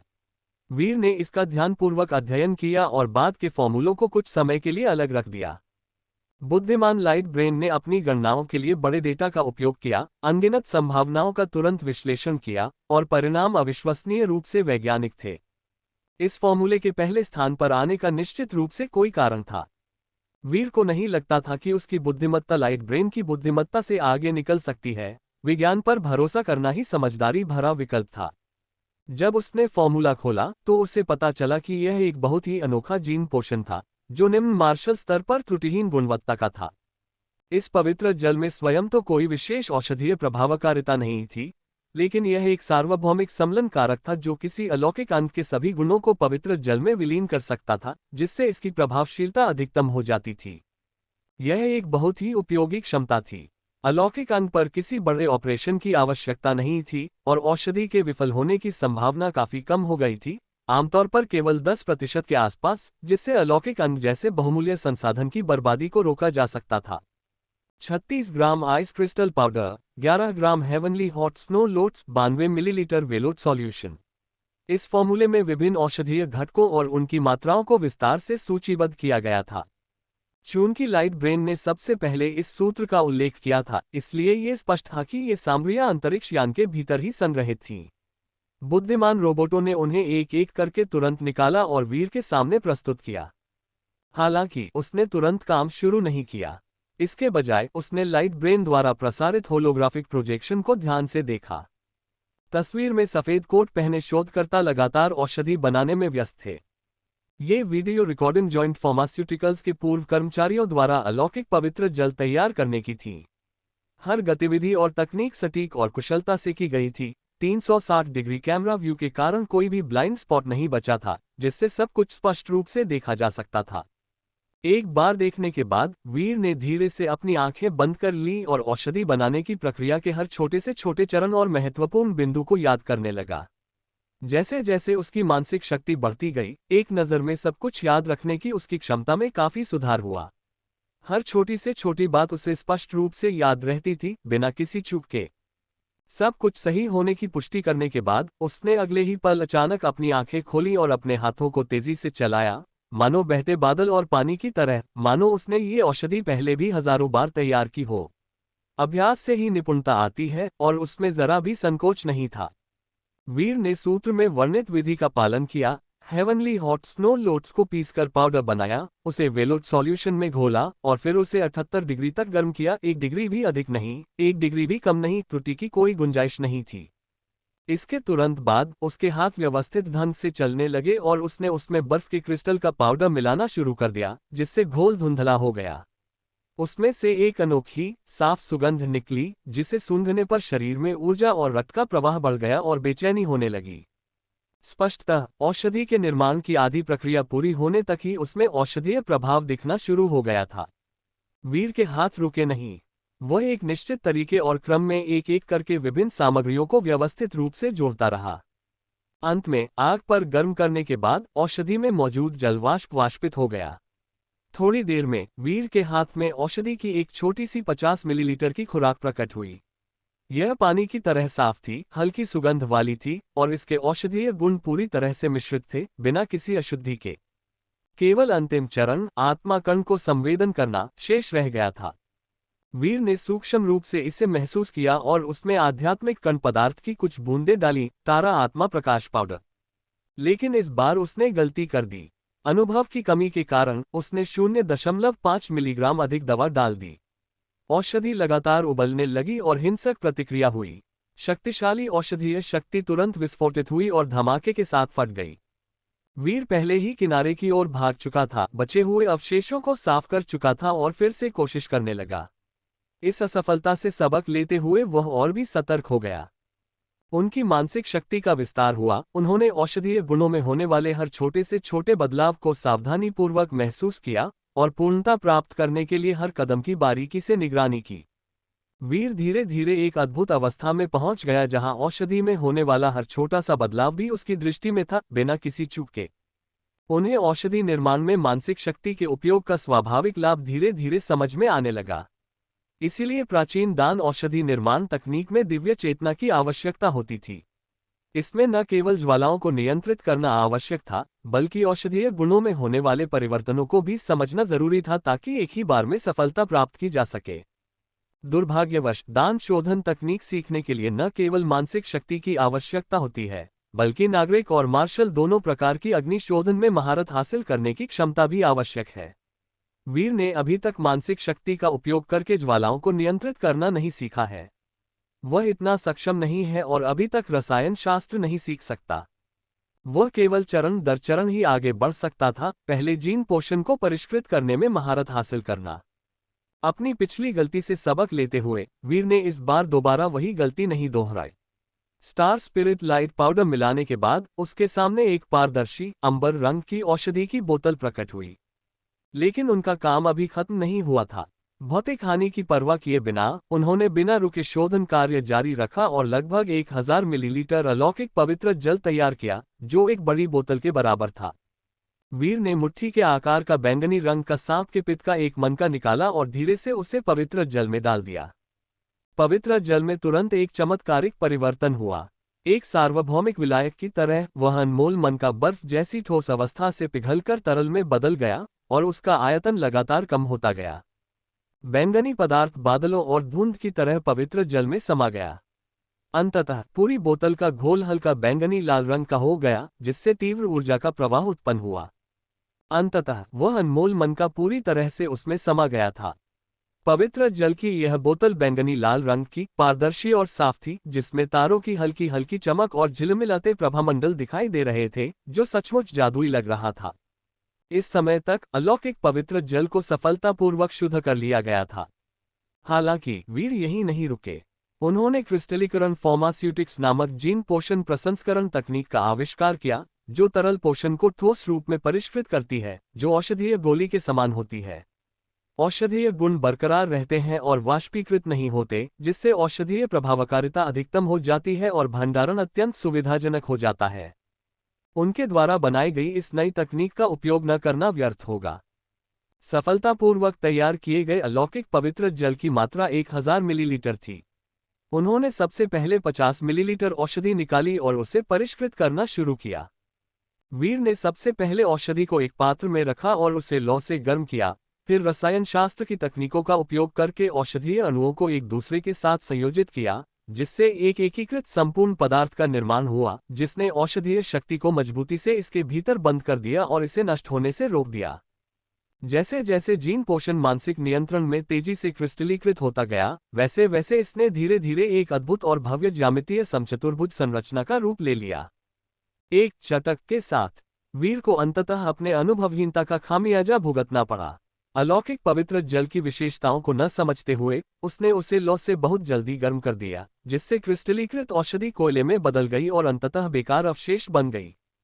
लेकिन वह पहले से ही इसके आदी थे। जीन पोषण को परिष्कृत करना एक अत्यंत सटीक काम था, जिसमें गलती की कोई गुंजाइश नहीं थी। असफलता एक बहुत ही सामान्य घटना थी। उनके पास पहले से ही अनुभव था और उन्होंने प्रयोग करना जारी रखा। अंततः 5-6 बार असफल होने के बाद उन्होंने सफलतापूर्वक पहला क्रिस्टलीकृत अलौकिक पवित्र जल तैयार किया। ये औषधि 5 कोनों वाले तारे के आकार के क्रिस्टल के रूप में प्रकट हुई, जो बैंगनी क्रिस्टल की तरह सुंदर और चमकदार प्रकाश उत्सर्जित कर रही थी, जिससे आंखों को आकर्षित किया जा रहा था। वीर को अपनी तकनीक पर पूरा भरोसा था और उसने इसे एक ही झटके में निगल लिया। जैसे ही दवा उसके पेट में पहुंची, उसके औषधीय गुण तुरंत फैल गए, मानो उसके गले में परमाणु बम फट गया हो, और एक अंतहीन गर्मी ने तुरंत उसके पूरे शरीर को घेर लिया। 196 आत्मा की छलांग। क्रिस्टलीकृत औषधि में सूक्ष्म शक्ति थी। ऐसा प्रतीत होता था कि इसमें ऊर्जा का कोई उतार चढ़ाव नहीं है, लेकिन जैसे ही यह वीर के गले में प्रवेश किया, ये तुरंत फट गया। वीर को ऐसा महसूस हुआ मानो गला से लावा जैसी प्रचंड ऊर्जा उसके शरीर में प्रवाहित हो रही हो, जिससे उसे ऐसा लग रहा था जैसे वह किसी ज्वालामुखी के अंदर है और राख में तब्दील होने वाला है। असाधारण अंगों से परिष्कृत औषधि से जैसी उम्मीद थी, वीर ने अंतर्तार्कीय साधक बनने के बाद से इतना मजबूत औषधीय प्रभाव महसूस नहीं किया था। इसके तीव्र औषधीय गुणों ने उसके शरीर पर जबरदस्त प्रभाव डाला, जो लहरों की तरह उमड़ता रहा और वीर के धैर्य और सहनशक्ति की परीक्षा लेता रहा। वीर अब अपने मन को भटकने नहीं दे सकता था। उसने तुरंत अपने मन को शांत किया, जमीन पर पालथी मारकर बैठ गया, असहनीय पीड़ा सहन की, और साथ ही साथ औषधीय शक्ति को तेजी से आत्मसात करने के लिए चिशोधन तकनीक का अभ्यास किया। उस तीव्र औषधीय शक्ति को परिष्कृत करके तटस्थ और सामंजस्यपूर्ण ऊर्जा में बदल दिया गया, जो उसके शरीर के हर हिस्से में व्याप्त हो गई, मानो उसके सिर से एक निर्मल झरना बह रहा हो, जिससे उसे ज्ञान का एहसास हुआ। उसका शरीर रेगिस्तान की तरह तेजी से पोषण को अवशोषित कर रहा था, मानो वह मीठी बारिश की लंबे समय से प्रतीक्षा कर रहा हो, खुद को मजबूत कर रहा था। वीर का मुरझाया हुआ शरीर फूले हुए गुब्बारे की तरह फूल गया, मानो वह किसी ऐसे मोटे आदमी जैसा दिख रहा हो जिसने बहुत ज्यादा खा लिया हो। इसमें पोषण और ऊर्जा की मात्रा बहुत अधिक थी। यह मात्र एक क्रिस्टलीकृत औषधि थी, फिर भी इसकी शक्ति को अविश्वसनीय रूप से बढ़ा चढ़ाकर बताया गया था। हिचकी। वीर ने अनजाने में एक डकार ली और उसके मुंह से आग की तरह एक झुलसा देने वाली गर्म सांस निकली, जिससे वह लगभग आग उगलने वाले ड्रैगन जैसा लग रहा था। आग आग आग। उसका पूरा शरीर लाल हो गया था, मानो लपटों में झुलस रहा हो, पसीना बह रहा था, और उसके शरीर के भीतर हिंसक ऊर्जा ज्वार की तरह उमड़ रही थी, मानो उसे फाड़कर रख देगी। क्यूई शोधन तकनीक ने पूरी क्षमता से काम किया और दवा को तेजी से पचा लिया। वीर का शरीर फिर से सिकुड़ गया, लेकिन जल्दी ही फूल गया, फिर सिकुड़ गया और फिर फूल गया। इस फैलाव और संकुचन में उसके शरीर का कोई भी हिस्सा ऐसा नहीं था जिसमें दर्द न हो। वीर ने अपने दांत पीस लिए, उसके आंतरिक और बाहरी अंग, मांसपेशियां और हड्डियां, सब कुछ चूर चूर हो गया और फिर से जुड़ गया, टूटकर फिर से निर्मित हुआ, एक अधिक परिपूर्ण और तर्कसंगत रूप प्रस्तुत करते हुए। उस औषधि के प्रभाव से मानव शरीर में तुरंत परिवर्तन हो गया, शरीर की संरचना हिंसक रूप से टूट गई और फिर तेजी से पुनर्निर्मित हो गई। इस तरह के बड़े बदलावों का स्वाभाविक अर्थ था अत्यधिक पीड़ा। लेकिन इतना सब कुछ अनुभव करने के बाद वीर ने लंबे समय से एक दृढ़ इच्छाशक्ति विकसित कर ली थी, अपने दिमाग में स्पष्टता की एक झलक को थामे हुए, उसकी चेतना असीम अंधकार में नहीं डूब रही थी। आनुवंशिक क्षमता जोड़ 86%, जोड़ 86%, जोड़ 86%। और इस अथक प्रयास के कारण आनुवंशिक क्षमता में तेजी से वृद्धि हुई, जो रॉकेट की तरह आसमान छू गई, जल्दी ही 1000% का आंकड़ा पार कर गई, और उसे एक मुफ्त कच्चा जीन पॉइंट प्राप्त हुआ। ये कहना जरूरी है कि यामाता नो ओरोची एक असाधारण प्राणी होने के नाते अपने शरीर में अत्यधिक ऊर्जा रखता था। इस सांप के पित्ताशय के मोती से शुद्ध किया गया असाधारण पवित्र जल उसके लिए बहुत सहायक साबित हुआ, जिससे उसकी साधना की गति में काफी तेजी आई। इसलिए उनसे यह उम्मीद की जा रही थी कि वे मूल्यांकन के दूसरे दौर से पहले ही कल्टीवेटर एलीट के स्तर तक पहुंच जाएंगे। ये सारी मेहनत सार्थक रही। वीर ने साधना में स्वयं को पूरी तरह से लीन कर लिया और औषधीय शक्ति को पुनर्तः परिष्कृत किया। जैसे जैसे औषधीय गुण धीरे धीरे पचते गए, वैसे वैसे इसकी तीव्र औषधीय शक्ति धीरे धीरे कम होती गई, लेकिन फिर भी यह शरीर की नसों में बाढ़ की तरह व्याप्त रही। आनुवंशिक क्षमता जोड़ 80%, जोड़ 80%, जोड़ 80%। आनुवंशिक क्षमता की वृद्धि दर में भी थोड़ी कमी आई, लेकिन गति अभी भी तीव्र थी, जो 2000% के आंकड़े की ओर बढ़ रही थी। सबसे उल्लेखनीय बात तो मन की ऊर्जा थी। टूटकर फिर से बनने का दर्द मानवीय भावना और इच्छाशक्ति की एक बड़ी परीक्षा थी, जिसके कारण मानसिक शक्ति में लगातार उतार चढ़ाव होता रहता था। लेकिन जैसे जैसे वीर ने अपनी प्रबल इच्छाशक्ति से दर्द पर काबू पाया, वैसे वैसे उसका मन भी अग्नि की ज्वालाओं में तपता हुआ प्रतीत हुआ, उसका सार धीरे धीरे ऊपर उठता गया और अधिक ठोस होता गया। यदि पहले ये केवल निराकार हवा थी, तो अब यह मूर्त बादलों और धुंध में बदल गई थी, धीरे धीरे कुछ पदार्थ का रूप धारण कर रही थी, जिससे इसके सार में गुणात्मक छलांग लग रही थी। मन की शक्ति के प्रसार से सब कुछ उसकी धारणा के दायरे में आ गया और अधिक सटीक और विस्तृत हो गया। अगर पहले ये सिर्फ 100 गुना आवर्धन वाला माइक्रोस्कोप था, तो अब यह 120 गुना, 140 गुना, 160 गुना हो गया था। सटीकता लगातार बढ़ रही थी और यह अभी खत्म नहीं हुआ था। जैसे ही आनुवंशिक क्षमता आधिकारिक तौर पर 2000% से ऊपर पहुंच गई, वीर को 2 मुफ्त कच्चे जीन अंक प्राप्त हुए, जिन्हें उसने बिना किसी झिझक के अपने माइंड जीन में जोड़ दिया, जिससे उसके माइंड जीन की मजबूती के अंक 4 से बढ़कर 6 हो गए। बूम! मानसिक शक्ति में अचानक उछाल आया, जिससे एक तेज हवा चली और एक जोरदार गर्जना के साथ ऊर्जा का एक प्रचंड विस्फोट हुआ। माइंड की छलांग के साथ पता लगाने की सीमा तुरंत 4 किलोमीटर से बढ़कर 6 किलोमीटर हो गई और धारणा की सटीकता में भी काफी वृद्धि हुई, जो लगभग 300 गुना माइक्रोस्कोप के बराबर है। लेकिन वीर ज्यादा देर तक खुश नहीं रहा। हालांकि उसका माइंड जीन 6 अंक तक पहुंच गया था, लेकिन उसकी जीवन शक्ति दयनीय रूप से 94.8 थी। 2 कच्चे जीन पॉइंट की वृद्धि के साथ उसकी जीवन शक्ति में केवल 1.2 की वृद्धि हुई। हालांकि माइंड जीन मानसिक शक्ति के विकास पर ध्यान केंद्रित करता है और इसमें शारीरिक संवर्धन कम होता है, लेकिन सुदृढ़ीकरण के प्रति बिंदु केवल 0.6 की वृद्धि बहुत ही अनुचित थी। क्या ऐसा हो सकता है कि एक अंतरतारकीय साधक की जीवन शक्ति की सीमा वास्तव में केवल 100 ही हो? सफलता पाना असंभव है। हालांकि कोई निश्चित संख्या नहीं थी, लेकिन वर्तमान घटनाक्रम ने भी आंशिक सत्य की ओर इशारा किया। जैसे जैसे वह सीमा के करीब पहुंचता गया, जीवन शक्ति में वृद्धि का हर बिंदु अनमोल होता गया। ऐसा लगता है कि उसे जल्द से जल्द कल्टीवेटर एलीट स्तर तक पहुंचना होगा। ड्रैगन के द्वार के ऊपर से छलांग लगाने और एक असाधारण जीवन में विकसित होने जैसा कदम उठाए बिना उसकी जीवंतता में गुणात्मक परिवर्तन लाना मुश्किल होगा। वीर ने अपने मन को शांत किया और साधना जारी रखी। आनुवंशिक क्षमता जोड़ 68%, जोड़ 68%, जोड़ 68%। तेजी से बढ़ती क्षमता के आनंद में डूबा हुआ, लेकिन वह ज्यादा देर तक खुश नहीं रह सका जब अंतरिक्ष यान के लाइट ब्रेन ने अचानक कई अलार्म बजा दिए। चेतावनी, चेतावनी, चेतावनी! कप्तान, कृपया ध्यान दें, आगे एक अज्ञात कृत्रिम वस्तु का पता चला है। वीर ने अचानक अपनी आंखें खोली। क्या उसके सामने कोई अज्ञात कृत्रिम वस्तु थी? उन्हें पता था कि वे मारियाना ट्रेंच में 20,000 मीटर से अधिक गहराई तक खुदाई कर चुके हैं, और यहाँ एक कृत्रिम वस्तु थी, यह क्या हो सकती है? वीर उत्सुक हो गया। पता चला कि जब वह साधना कर रहा था, तब तक अंतरिक्ष यान डूबता चला गया था और समुद्र के नीचे 24,128 मीटर की गहराई तक पहुंचकर विशाल खाई के अंदरूनी हिस्से में प्रवेश कर चुका था। ये यामाता नो ओरोची का अड्डा था, और यहाँ एक कृत्रिम वस्तु भी थी। क्या इसके भीतर कोई रहस्य छिपा हो सकता है? वीर को समुद्र के नीचे खजाना खोजने का एक नया अनुभव हुआ और वह इसमें दिलचस्पी लेने लगा, और उसने अंतरिक्ष यान को तेजी से गोता लगाने के लिए नियंत्रित किया। चारों ओर प्रकाश फैल रहा था, जो दूर तक प्रतिबिंबित हो रहा था और तेजी से चमक रहा था। अंतरिक्ष यान पास आया और तेजी से इस विसंगति के मूल स्वरूप को स्कैन करते हुए एक त्रिआयामी छवि प्रस्तुत की। ये स्पष्ट रूप से एक स्तंभ था, जो ऊपर से पतला और नीचे से मोटा था, पूरी तरह से गोल था, और अपने सबसे मोटे बिंदु पर इसका व्यास 100 मीटर से अधिक था। इसकी पूरी लंबाई खाई में गहराई तक धंसी हुई थी, इसका निचला हिस्सा दिखाई नहीं दे रहा था। अंतरिक्ष यान लगातार नीचे की ओर गोता लगाता रहा, और ये लोहे का स्तंभ अनंत काल तक, बिना किसी सीमा के, नीचे की ओर फैला हुआ था। जब वे खाई की तलहटी तक गोता लगाकर पहुंचे, तब उन्हें लोहे का खंभा मिला जो अभी भी सीधे समुद्र तल में धंसा हुआ था। हालांकि वह कितनी गहराई तक धंसा हुआ था, यह अज्ञात था। वीर को ये जानने की बहुत उत्सुकता थी कि यह लोहे का स्तंभ वास्तव में कितना लंबा था। चूंकि वहां कृत्रिम वस्तु के निशान मिले थे, तो इसे किसने बनाया होगा? ... और जैसे जैसे अंतरिक्ष यान लगातार स्कैन करता रहा, समुद्र तल की एक त्रिआयामी छवि दिखाई देने लगी।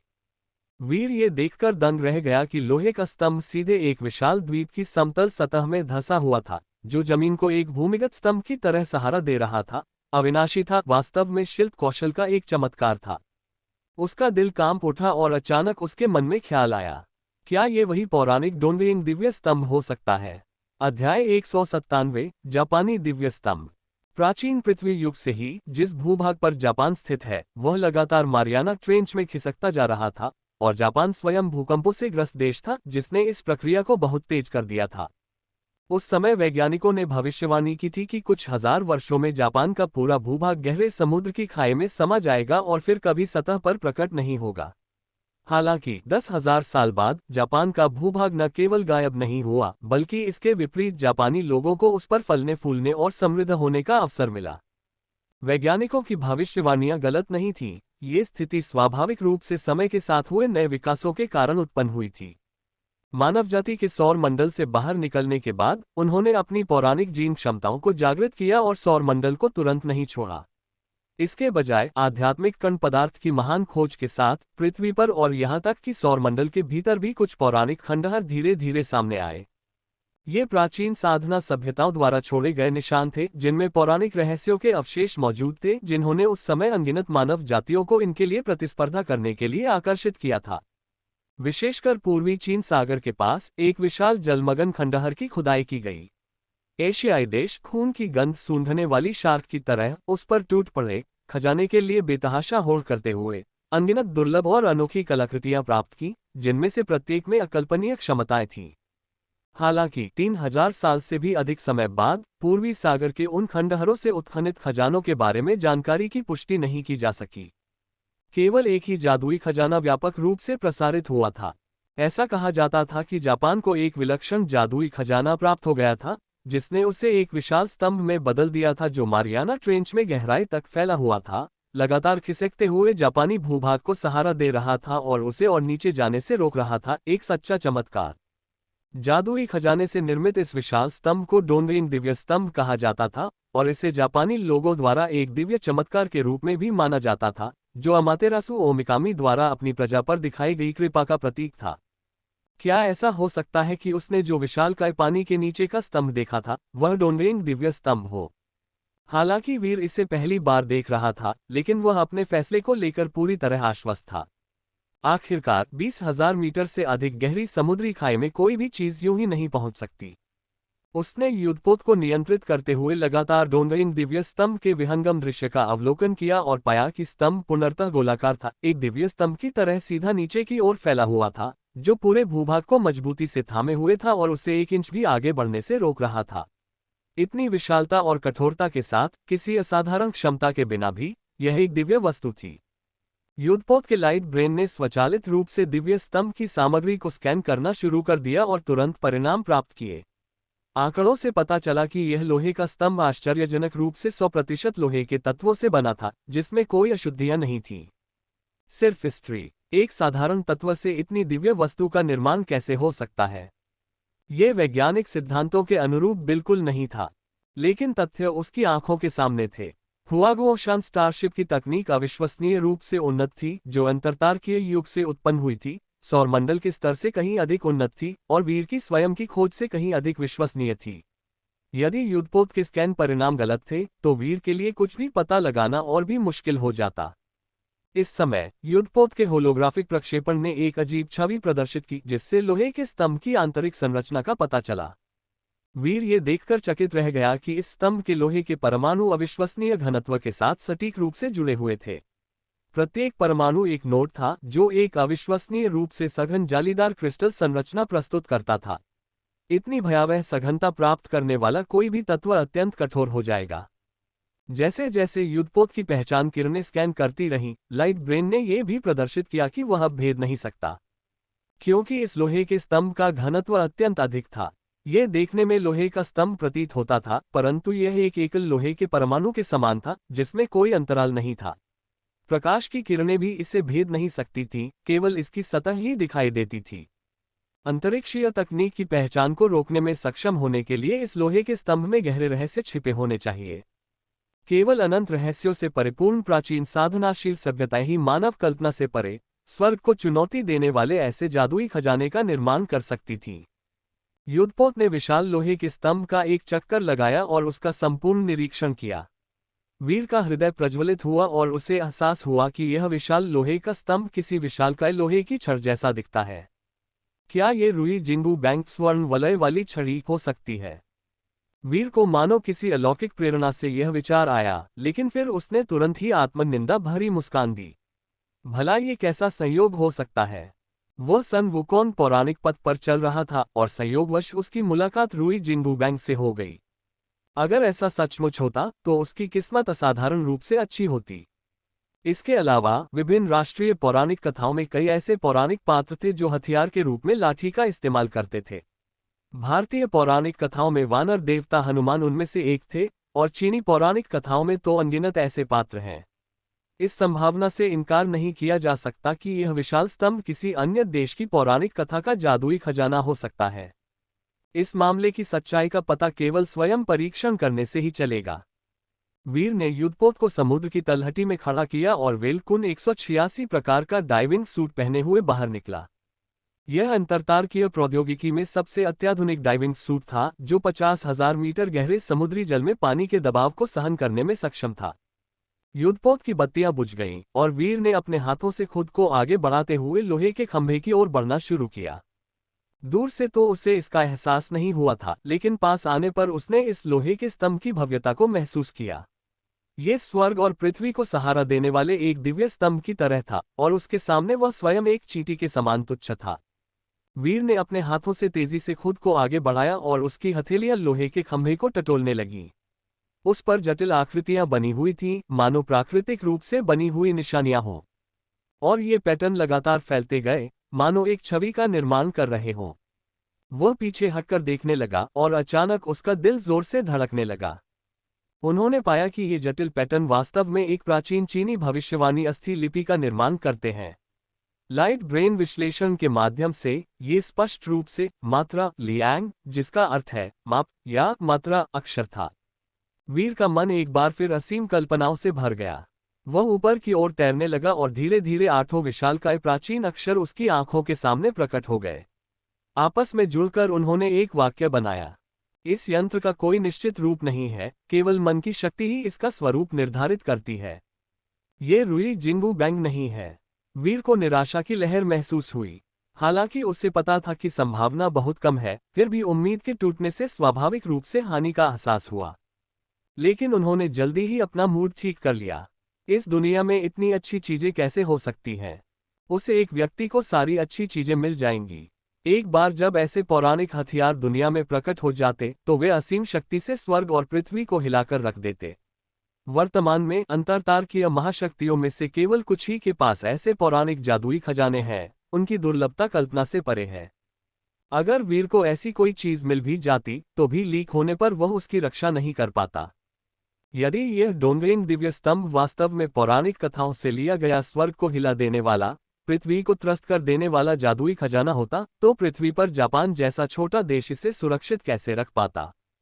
वीर ने अब ऐसे भ्रमों को त्याग दिया और इसके बजाय लोहे के स्तंभ की गहन जांच शुरू कर दी।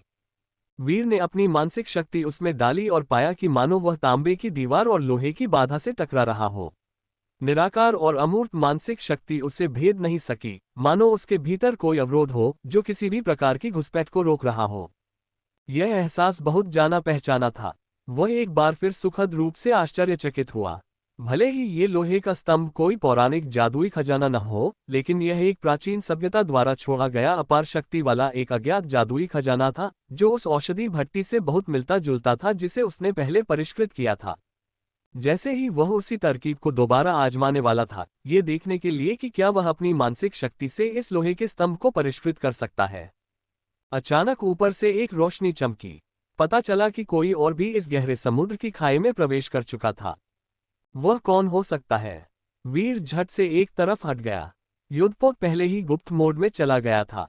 एक व्यक्ति, एक जहाज, बिना कोई निशान छोड़े।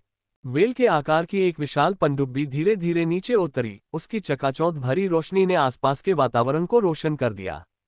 कुछ ही देर में 10 से अधिक लोग तैरकर बाहर आ गए। उनके डाइविंग सूट पर उगते सूरज के झंडे का निशान स्पष्ट रूप से दिखाई दे रहा था।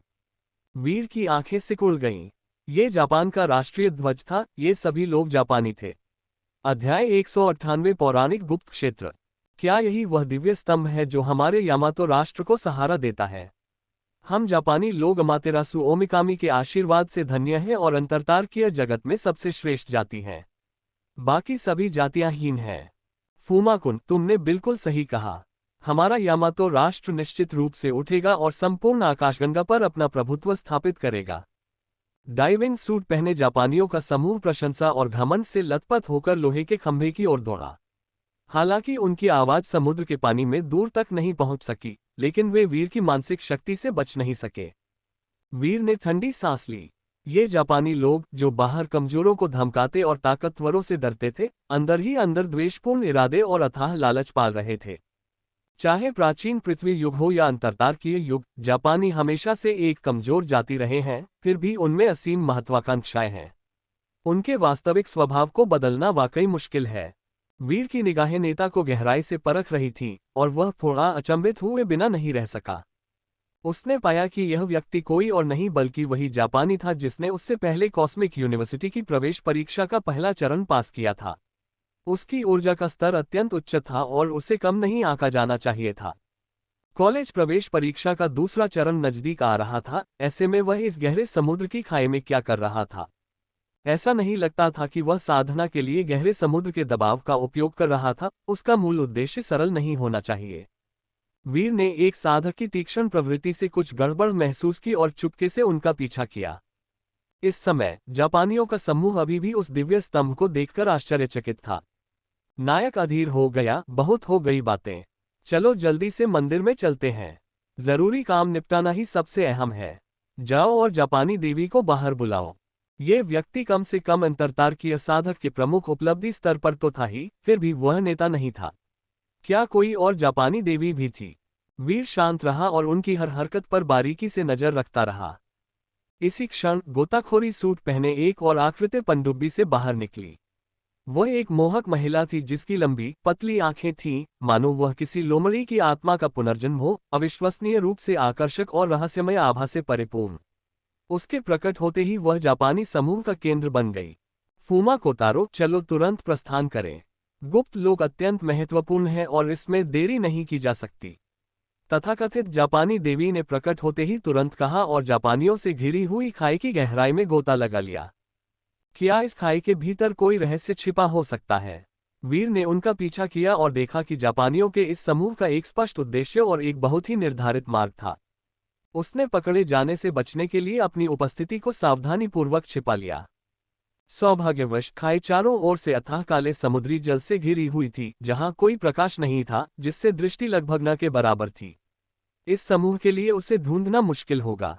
और वीर अपनी मानसिक शक्ति का उपयोग करके उनका पता लगाने में सक्षम था और उन्हें खोने से बिल्कुल भी नहीं डरता था, जिससे उसे बहुत बड़ा फायदा मिला। हालांकि जापानियों के इस समूह को भी हल्के में नहीं लिया जा सकता था, उनकी सतर्कता बेहद उच्च स्तर की थी।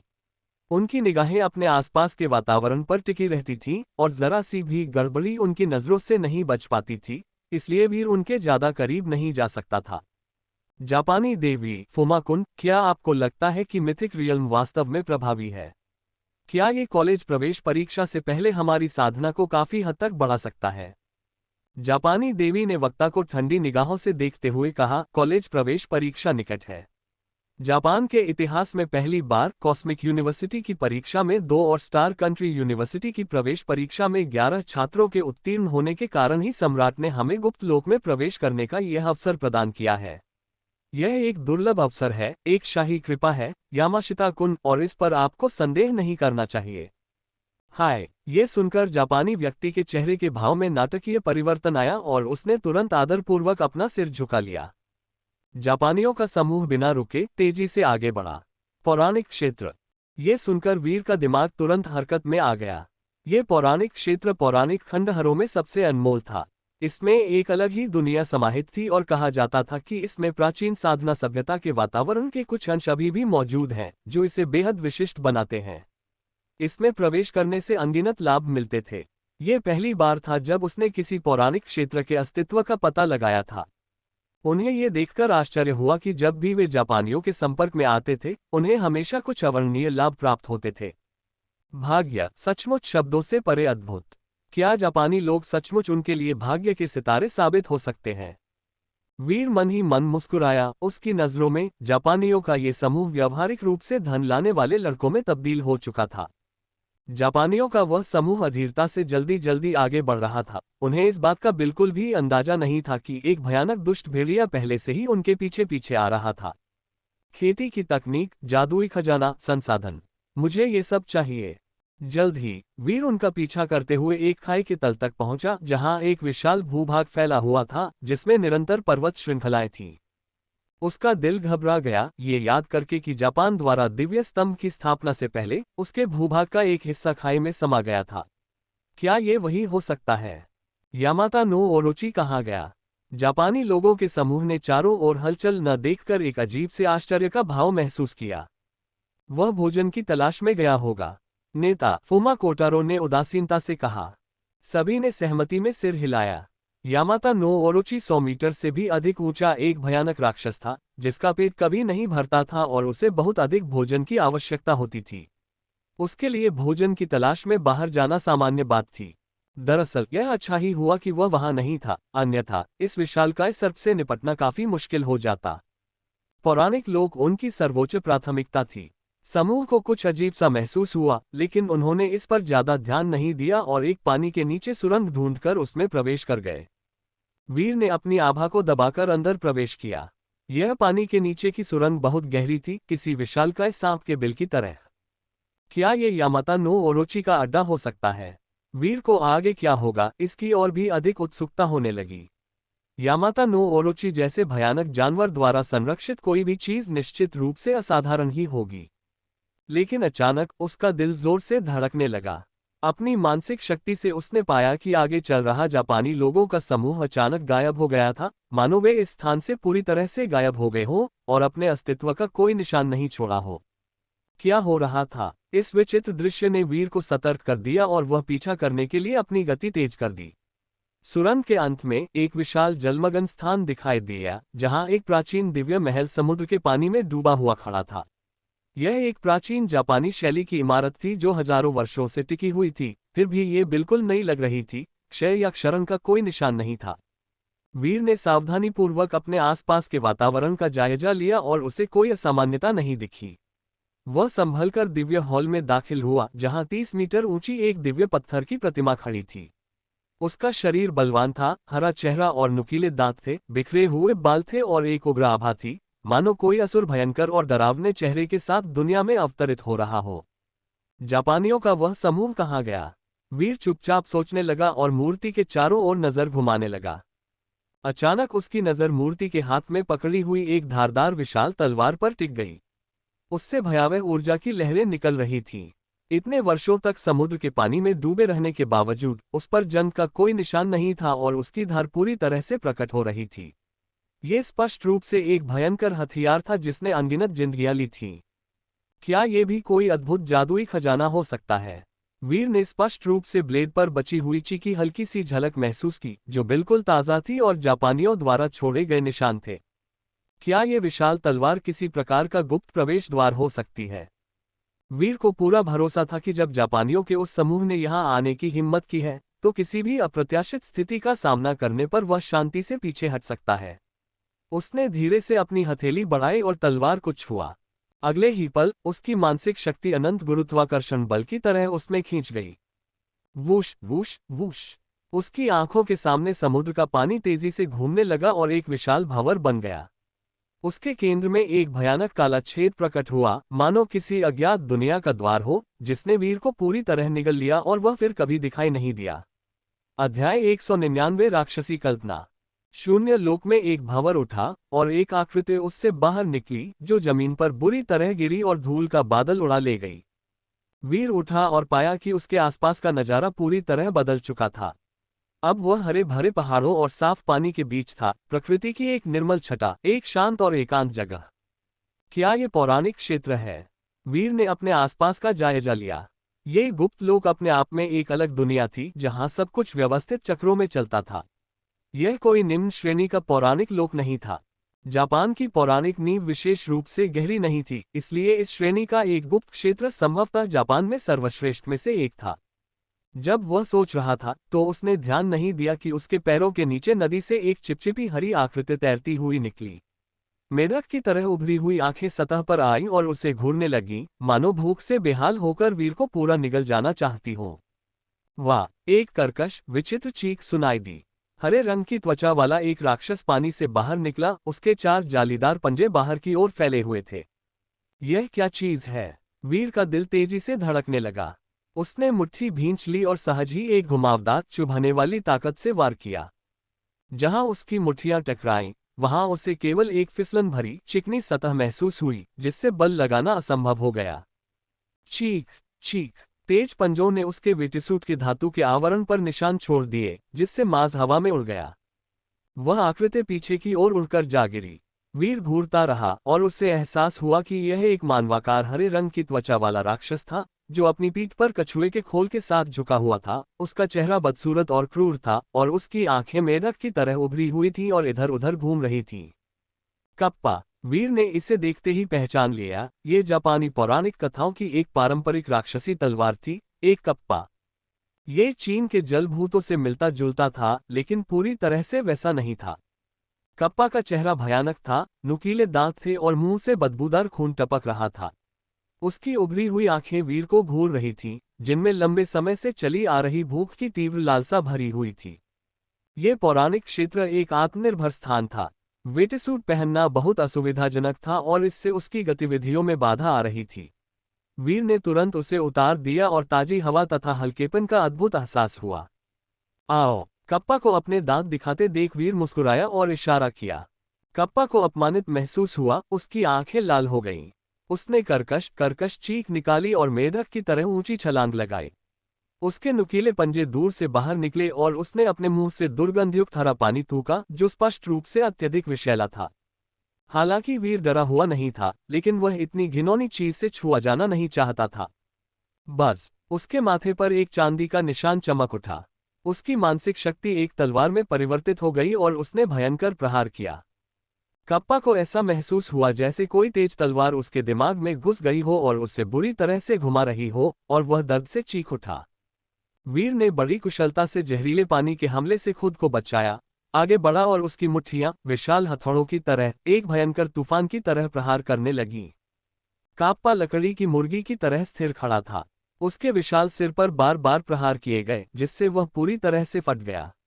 लाल और सफेद मस्तिष्क के कण बिखर गए और वह एक मृत हरे मेढक की तरह जमीन पर पड़ा रहा, जिसके शरीर से काली ऊर्जा की हल्की हल्की धाराएं उठ रही थीं।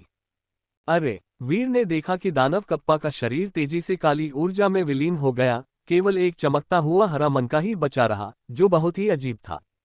वह चलकर उसके पास पहुंचा और उसे उठाने ही वाला था। Whoosh whoosh whoosh! घास में तेजी से रेंगते हुए सांपों और अन्य सरीसृपों की आवाज। हम्फ! वीर ने अपने हाथ को तलवार की तरह आकार दिया और बेरहमी से वार किया। घास में से एक शाखा काट दी गई थी और वह अभी भी एक जीवित चीज की तरह लगातार फड़फड़ा रही थी, जिससे खून की तरह पीला सफेद रस रिस रहा था। एक और शाखा, अजगर की तरह, कप्पा द्वारा छोड़े गए दानव के मूल भाग के चारों ओर लिपट गई और जंगल में वापस सिकुड़ने लगी। उसकी चीजें उसकी आंखों के सामने ही चुरा लीं। वीर मुस्कुराया। वह तेजी से आगे बढ़ा, उसके हाथों ने तलवारों का रूप धारण कर लिया और उसने तीव्र हमलों से अजगर जैसी मोटी शाखाओं को एक एक करके काट डाला और दानव का मूल तत्व उसके हाथ में आ गया। आओ आओ आओ! शोकपूर्ण चीखों की एक श्रृंखला। धरती हिल उठी और पास ही स्थित 20 मीटर लंबा एक पेड़ जड़ से उखड़ गया। उसके झुर्रीदार तने पर मुंह, नाक, आंखें और कान जैसी दरारें दिखाई देने लगीं। उसकी शाखाएं बेतहाशा लहराने लगीं, मानो चाबुक से मार रही हो। हर वृक्ष राक्षस दादी नहीं होती। वीर ने एक साधारण वृक्ष राक्षस से उलझने की जहमत नहीं उठाई। अमर तलवार मुहर का वध। उसने सीधे अपनी सबसे शक्तिशाली तकनीक का प्रयोग किया, अपनी उंगलियों को तलवार की तरह घुमाते हुए एक दिव्य तलवार में रूपांतरित हो गया। वह हवा में उड़ता हुआ आगे बढ़ा। उसकी तलवारनुमा उंगलियों से तीव्र तलवार ऊर्जा का विस्फोट हुआ और उसकी सारी शक्ति एक बिंदु में समाहित हो गई, मानो कोई प्राचीन तलवारबाज हजार ली की दूरी से तलवार को नियंत्रित करते हुए राक्षसों और शैतानों का वध कर रहा हो। वह वृक्ष दानव दादी माँ जैसी तो नहीं थी, लेकिन वीर तो यानचिक्सिया से भी बेहतर था। उसकी तलवार की शक्ति के प्रभाव से सब कुछ धूल में मिल गया। वीर ने वृक्ष राक्षस के शरीर को पूरी तरह से भेद दिया और दूसरी तरफ से बाहर निकलकर अपने हाथों को बगल में रखकर खड़ा हो गया। उसके पीछे वृक्ष दानव का चेहरा कठोर था, अभी भी उसके दहाड़ने वाले भाव बरकरार थे, लेकिन उसका विशाल शरीर पहले ही विघटित हो चुका था और उसके स्थान पर केवल एक गोल हरे काले रंग का दानव कोर बचा था। दो दानव तलवारों के लगातार मारे जाने के बाद उनके शरीर पूरी तरह से गायब हो गए, केवल दो दानव कोर ही बचे रहे। वीर को ये बात और भी पक्के तौर पर समझ आने लगी कि यह कोई वास्तविक दुनिया नहीं है, बल्कि महज एक भ्रमपूर्ण स्थान है। उसका दिल हिल गया। उसे उन जापानी लोगों द्वारा पहले बताई गई जानकारी और जो उसने स्वयं देखा था याद आ गया, जिससे वह एक अनुमान पर पहुंचा। क्या समुद्र में डूबा हुआ मंदिर जापानी देवता सुसानु को समर्पित हो सकता है? और क्या उनके द्वारा धारण की गई विशाल तलवार कुसांगी नो तसुर्गी हो सकती है? किंवदंती के अनुसार ये तलवार यामाता नो ओरोची के पेट से निकाली गई थी जब सुसानु ने उसे मार डाला था। यहाँ तक कि दिव्य तलवार तोत्सुका नो तसुर्गी भी इस तलवार के सामने कुंद हो गई थी। कुसांगी नो तसुर्गी को जापान की सबसे शक्तिशाली दानवी तलवार यामाता नो ओरोची के गर्भ से निकाला गया था और इसे व्यापक रूप से एक दानवी तलवार के रूप में मान्यता प्राप्त थी, जिसमें अविश्वसनीय रूप से बुरी और भयानक शक्ति थी। उस मंदिर में स्थापित कुसांगी नो तसुर्गी मूर्ति असली थी या नकली, इससे कोई फर्क नहीं पड़ता। वीर पहले ही इस दानव मायालोक में प्रवेश कर चुका था। वे जापानी लोग कहीं नजर नहीं आ रहे थे और उन्हें ढूंढे बिना वह सुरक्षित रूप से बाहर नहीं निकल सकता था। उसने एक हाथ में अपना वेटिसूट पकड़ा हुआ था और वह पहाड़ी धारा के किनारे किनारे नदी के साथ साथ चलने लगा।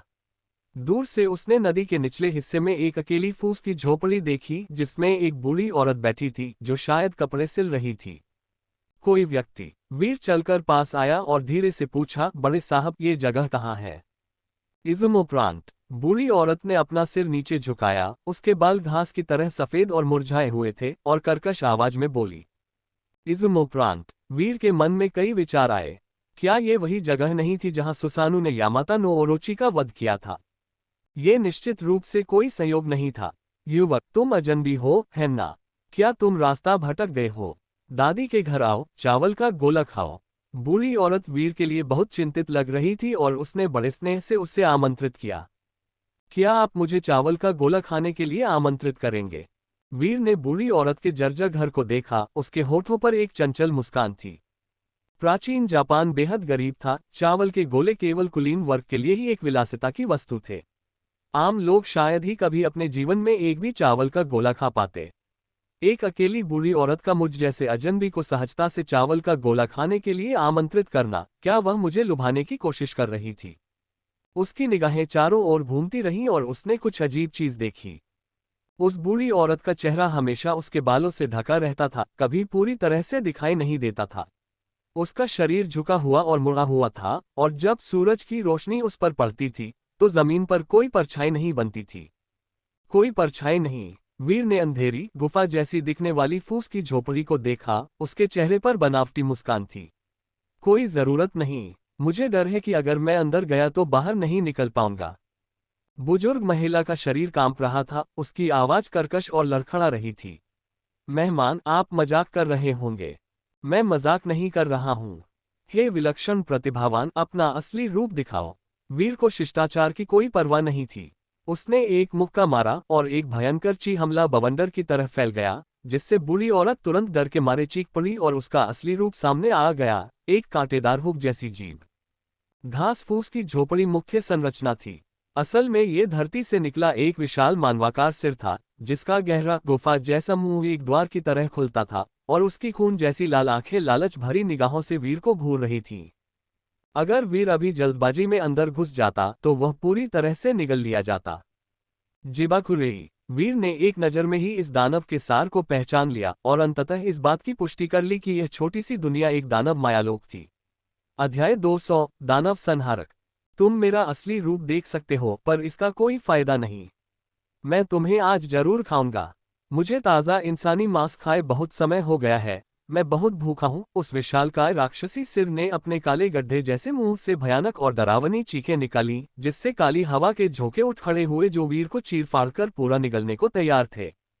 ये पृथ्वी से बंधी आत्मा एक दानव थी, जो जमीन से जकड़ी हुई थी, केवल एक निश्चित सीमा के भीतर ही चल सकती थी और स्वतंत्र रूप से कार्य करने में असमर्थ थी। इसलिए यह अक्सर बुरी महिलाओं, सुंदर महिलाओं, विधवाओं और अन्य रूपों में रूपांतरित हो जाती थी, अपने शिकार के जाल में फंसने का इंतजार करती थी, लोगों को अपने वश में कर लेती थी और एक ही झटके में उन्हें निगल जाती थी। यदि वीर इतना समझदार न होता कि वह इस धोखे को समझ पाता और सचमुच इसके झांसे में आकर राक्षस के गर्भ में प्रवेश कर जाता, तो इसके परिणाम अकल्पनीय होते। बूम! राक्षसी ऊर्जा की काली हवा लगातार मंथन कर रही थी और चट्टानें चारों ओर जमीन पर उड़ रही थीं। पृथ्वी से बंधे उस विशाल आत्मा का सिर बुलडोजर की तरह बेतहाशा आगे बढ़ रहा था। उसका मुंह चौड़ा खुला हुआ था, खड़खड़ाहट की आवाज आ रही थी, मानो वह वीर को टुकड़े टुकड़े कर देना चाहता हो। वीर ने हवा में ऊंची छलांग लगाई। धरती पर मौजूद आत्मा ने एक काली हवा उत्पन्न की और पत्थरों की बारिश होने लगी। वीर ने घूंसे और लात मारकर विशाल पत्थरों को एक एक करके पीछे धकेल दिया, जिससे पृथ्वी पर स्थित आत्मा दर्द से कराह उठी। उसने अपना मुंह चौड़ा खोला और गहरी सांस ली। अचानक हवा में एक जबरदस्त खिंचाव बल उत्पन्न हो गया। वीर का शरीर बेतहाशा नीचे गिरता हुआ उस विशालकाय मुंह की ओर जा रहा था। अगर वह राक्षस के गर्भ में प्रवेश कर जाता तो संभवतः चूर चूर हो जाता। इन राक्षसों के पास कई रहस्यमयी क्षमताएं थीं और इनसे निपटना बेहद मुश्किल था। वीर की आध्यात्मिक शक्ति एक विशाल बादल जैसी धुंध में परिवर्तित हो गई, जिससे वह हवा में काफी ऊपर उठ गया। पृथ्वी से बंधी आत्मा के काले धुंध जैसे शरीर को देखकर उसके मन में एक विचार आया। पृथ्वी से बंधी आत्माएं मृत्यु के बाद जीवित प्राणियों के द्वेष और भूमिगत दुष्ट ऊर्जा के संयोजन से उत्पन्न राक्षस थे। मूलतः वे एक प्रकार के आत्मा शरीर राक्षस थे। मानसिक हमला कारगर साबित होना चाहिए। वीर का दिमाग एक सुनहरी रोशनी में सिमट गया, जो एक छोटी तलवार के आकार की थी और अचानक पृथ्वी से बंधे हुए आत्मा के माथे में घुस गई। उसे तुरंत ही ऐसा महसूस हुआ कि उसका मन अनगिनत अव्यवस्थित विचारों से भरे एक ठंडे भयंकर चेतना सागर में प्रवेश कर गया है। सुनहरी तलवार ने उस सागर में प्रवेश किया और एक एक करके इन बुरे विचारों को नष्ट कर दिया। पृथ्वी से बंधी आत्मा लगातार चीखती रही, उसका रूप तेजी से विघटित होता गया, काले धुएं के गुबार में बदल गया जो हवा में गायब हो गया, केवल एक गोल काला मोती ही बचा रहा। वीर की इच्छाशक्ति से प्रेरित एक विचार के बल पर काला मोती बर्फीली ठंडक के साथ उसके हाथ में समा गया। अब तक उसने 3 राक्षसी कोर प्राप्त कर लिए थे। ये असाधारण अंग थे जिन्हें राक्षसों ने स्वर्ग और पृथ्वी की आध्यात्मिक ऊर्जा और सूर्य और चंद्रमा के सार को अवशोषित करके विकसित किया था, और ये बहुत दुर्लभ थे। वीर की यात्रा जारी रहने के दौरान विभिन्न प्रकार के राक्षस और दानव अपने खतरे से बेखबर लगातार प्रकट होते रहे। वे हर प्रकार के थे, 2 पूंछ वाले बिल्ली जैसे राक्षस नेकोमाटा, पक्षी के सिर और मानव शरीर वाले उब्मे, लंबी गर्दन वाले रोकोरोकोबी। उसने किसी पर दया नहीं दिखाए और रास्ते में आने वाले सभी राक्षसों और दानवों का एक एक करके वध करता चला गया। राक्षसों को आमतौर पर 4 प्रकारों में विभाजित किया जाता है: याओगुआई, मो, गुई और गुआई। गुई और मो जैसी मायावी आध्यात्मिक शक्तियों को यदि किसी का मन पर्याप्त रूप से मजबूत हो तो तलवार में समाहित एक व्यापक मानसिक हमले से नष्ट किया जा सकता है, जैसा कि पिछले पृथ्वी बद्ध आत्मा के मामले में हुआ था। केवल याओगुआई और गुआई से निपटना बहुत मुश्किल है, क्योंकि उनके शारीरिक ढांचे को संभालने के लिए काफी प्रयास की आवश्यकता होती है। वीर ने बाधाओं को पार करते हुए अपना रास्ता बनाया। राक्षस अंतहीन प्रतीत हो रहे थे, मानो निडर होकर उस पर टूट पड़ रहे हों, मानो ताजा मांस देखकर बेखौफ हो रहे हों, लेकिन वीर ने एक एक करके उन्हें मार डाला। जापानी पौराणिक कथाओं के विभिन्न राक्षस प्रकट हुए। ये वास्तव में राक्षसों की दुनिया थी जहां मनुष्यों के जीवित रहने की कोई गुंजाइश नहीं थी। वीर सोचने लगा, जापानी पौराणिक कथाएं मूलतः भूतों और राक्षसों की पौराणिक कथाएं हैं। पवित्र अमर आत्माओं और बुद्धों तथा राक्षसों और दानवों के बीच कोई मूलभूत अंतर नहीं है। अंतर केवल इस बात में है कि उनकी पूजा की जाती है या नहीं। कोई राक्षस कितना भी क्रूर और भयानक क्यों ना हो, या उसने कितने ही लोगों को क्यों न खाया हो, जब तक उसकी पूजा की जाती है वह देवता ही रहता है। यही कारण है कि जापान जैसे छोटे द्वीप देश में 8 मिलियन देवता होने की बात कही जाती है। दरअसल चीनी पौराणिक कथाओं की कठोर वर्गीकरण प्रणाली के अनुसार जापान में सभी देवता मात्र गौण देवता और जंगली प्रेत हैं, न कि पारंपरिक देवताओं का हिस्सा। अनगिनत दुष्ट देवता हैं जो सभी जीवित प्राणियों की इच्छाशक्ति को सहन करने या स्वर्ग और मनुष्य के 3 लोकों की व्यवस्था बनाए रखने में असमर्थ हैं। इन सब बातों के परिणामस्वरूप जापानी देवताओं की दिव्यता आमतौर पर कम और अधिकार अत्यंत सीमित हो गया। जापानी राक्षस भले ही विचित्र हों, लेकिन उनकी क्षमताएं उतनी प्रबल नहीं हैं। चीनी पौराणिक कथाओं में वर्णित भूतों, राक्षसों और विचित्र प्राणियों की तुलना में, जो अपनी इच्छा से दुनिया को नष्ट कर सकते हैं, ये राक्षस कहीं अधिक शक्तिहीन हैं। केवल यामाता नो ओरोची, शुतेन दोजी, ओतेंगु और 9 पूंछ वाले लोमड़ी को ही शक्तिशाली राक्षस माना जा सकता है। इसके अलावा ये केवल एक दानव मायावी क्षेत्र है, वास्तविक दुनिया नहीं, इसलिए इन राक्षसों की क्षमताएं भी वास्तविकता की तुलना में बहुत कम है। वीर बिना किसी दया के आगे बढ़ता रहा और सभी राक्षसों का संहार करता चला गया। राक्षसों की मृत्यु के बाद उनके शरीर वाष्पीकृत होकर गायब हो गए और अपने पीछे विभिन्न रंगों के राक्षसी कोर छोड़ गए, जिनमें विभिन्न प्रकार की विचित्र ऊर्जाएं समाहित थीं। उसे पता ही नहीं था कि रात हो चुकी थी और आसमान से मूसलाधार बारिश हो रही थी। वीर को एक जर्जर मंदिर मिला और वहां कोई असामान्यता न देखकर वह वहीं ठहर गया। एक अलाव जलाकर वह अपनी हथेली में मौजूद राक्षसी कोर के साथ खेलने लगा और बार बार उनकी जांच करने लगा। ये राक्षसी कोर यामाता नो ओरोची से पहले निकाले गए सर्पपित्त के खजानों से काफी मिलते जुलते थे, बस आकार में बहुत छोटे और ऊर्जा की तीव्रता में उतने ऊंचे नहीं थे। हालांकि ये सभी राक्षसों के संघनित जीवन सार से उत्पन्न हुए थे और इनका सार एक ही था। इतनी कम मात्रा होने के कारण वीर उन्हें जीन पोषण में परिवर्तित करने के लिए बहुत आलसी हो गया था। उनकी वर्तमान ऊर्जा को देखते हुए यदि वे सोना भी निगल लें तो उसे पचाकर मैल में बदल देंगे। इन छोटे राक्षसी कोर को भोजन के रूप में पूरी तरह से खाया जा सकता था। वीर ने उन्हें पूरा निगल लिया। राक्षसी कोर तुरंत एक प्रचंड गर्म धारा में परिवर्तित हो गए जो उसके पूरे शरीर में प्रवाहित हुई। क्यूई शोधन तकनीक ने इसे तेजी से आनुवंशिक क्षमता में परिवर्तित कर उसके शरीर में संग्रहित कर दिया। आनुवंशिक क्षमता में जोड़ 28%, जोड़ 28%, जोड़ 28%, कुल मिलाकर 336% की वृद्धि। वीर उस बच्चे की तरह था जिसने कोई स्वादिष्ट मिठाई खाए हो, होंठ चाट रहा हो और अभी भी और चाहता हो। एक डेमोनिक कोर का प्रभाव उत्तम गुणवत्ता वाले लाइफ पोशन की एक बोतल के बराबर था।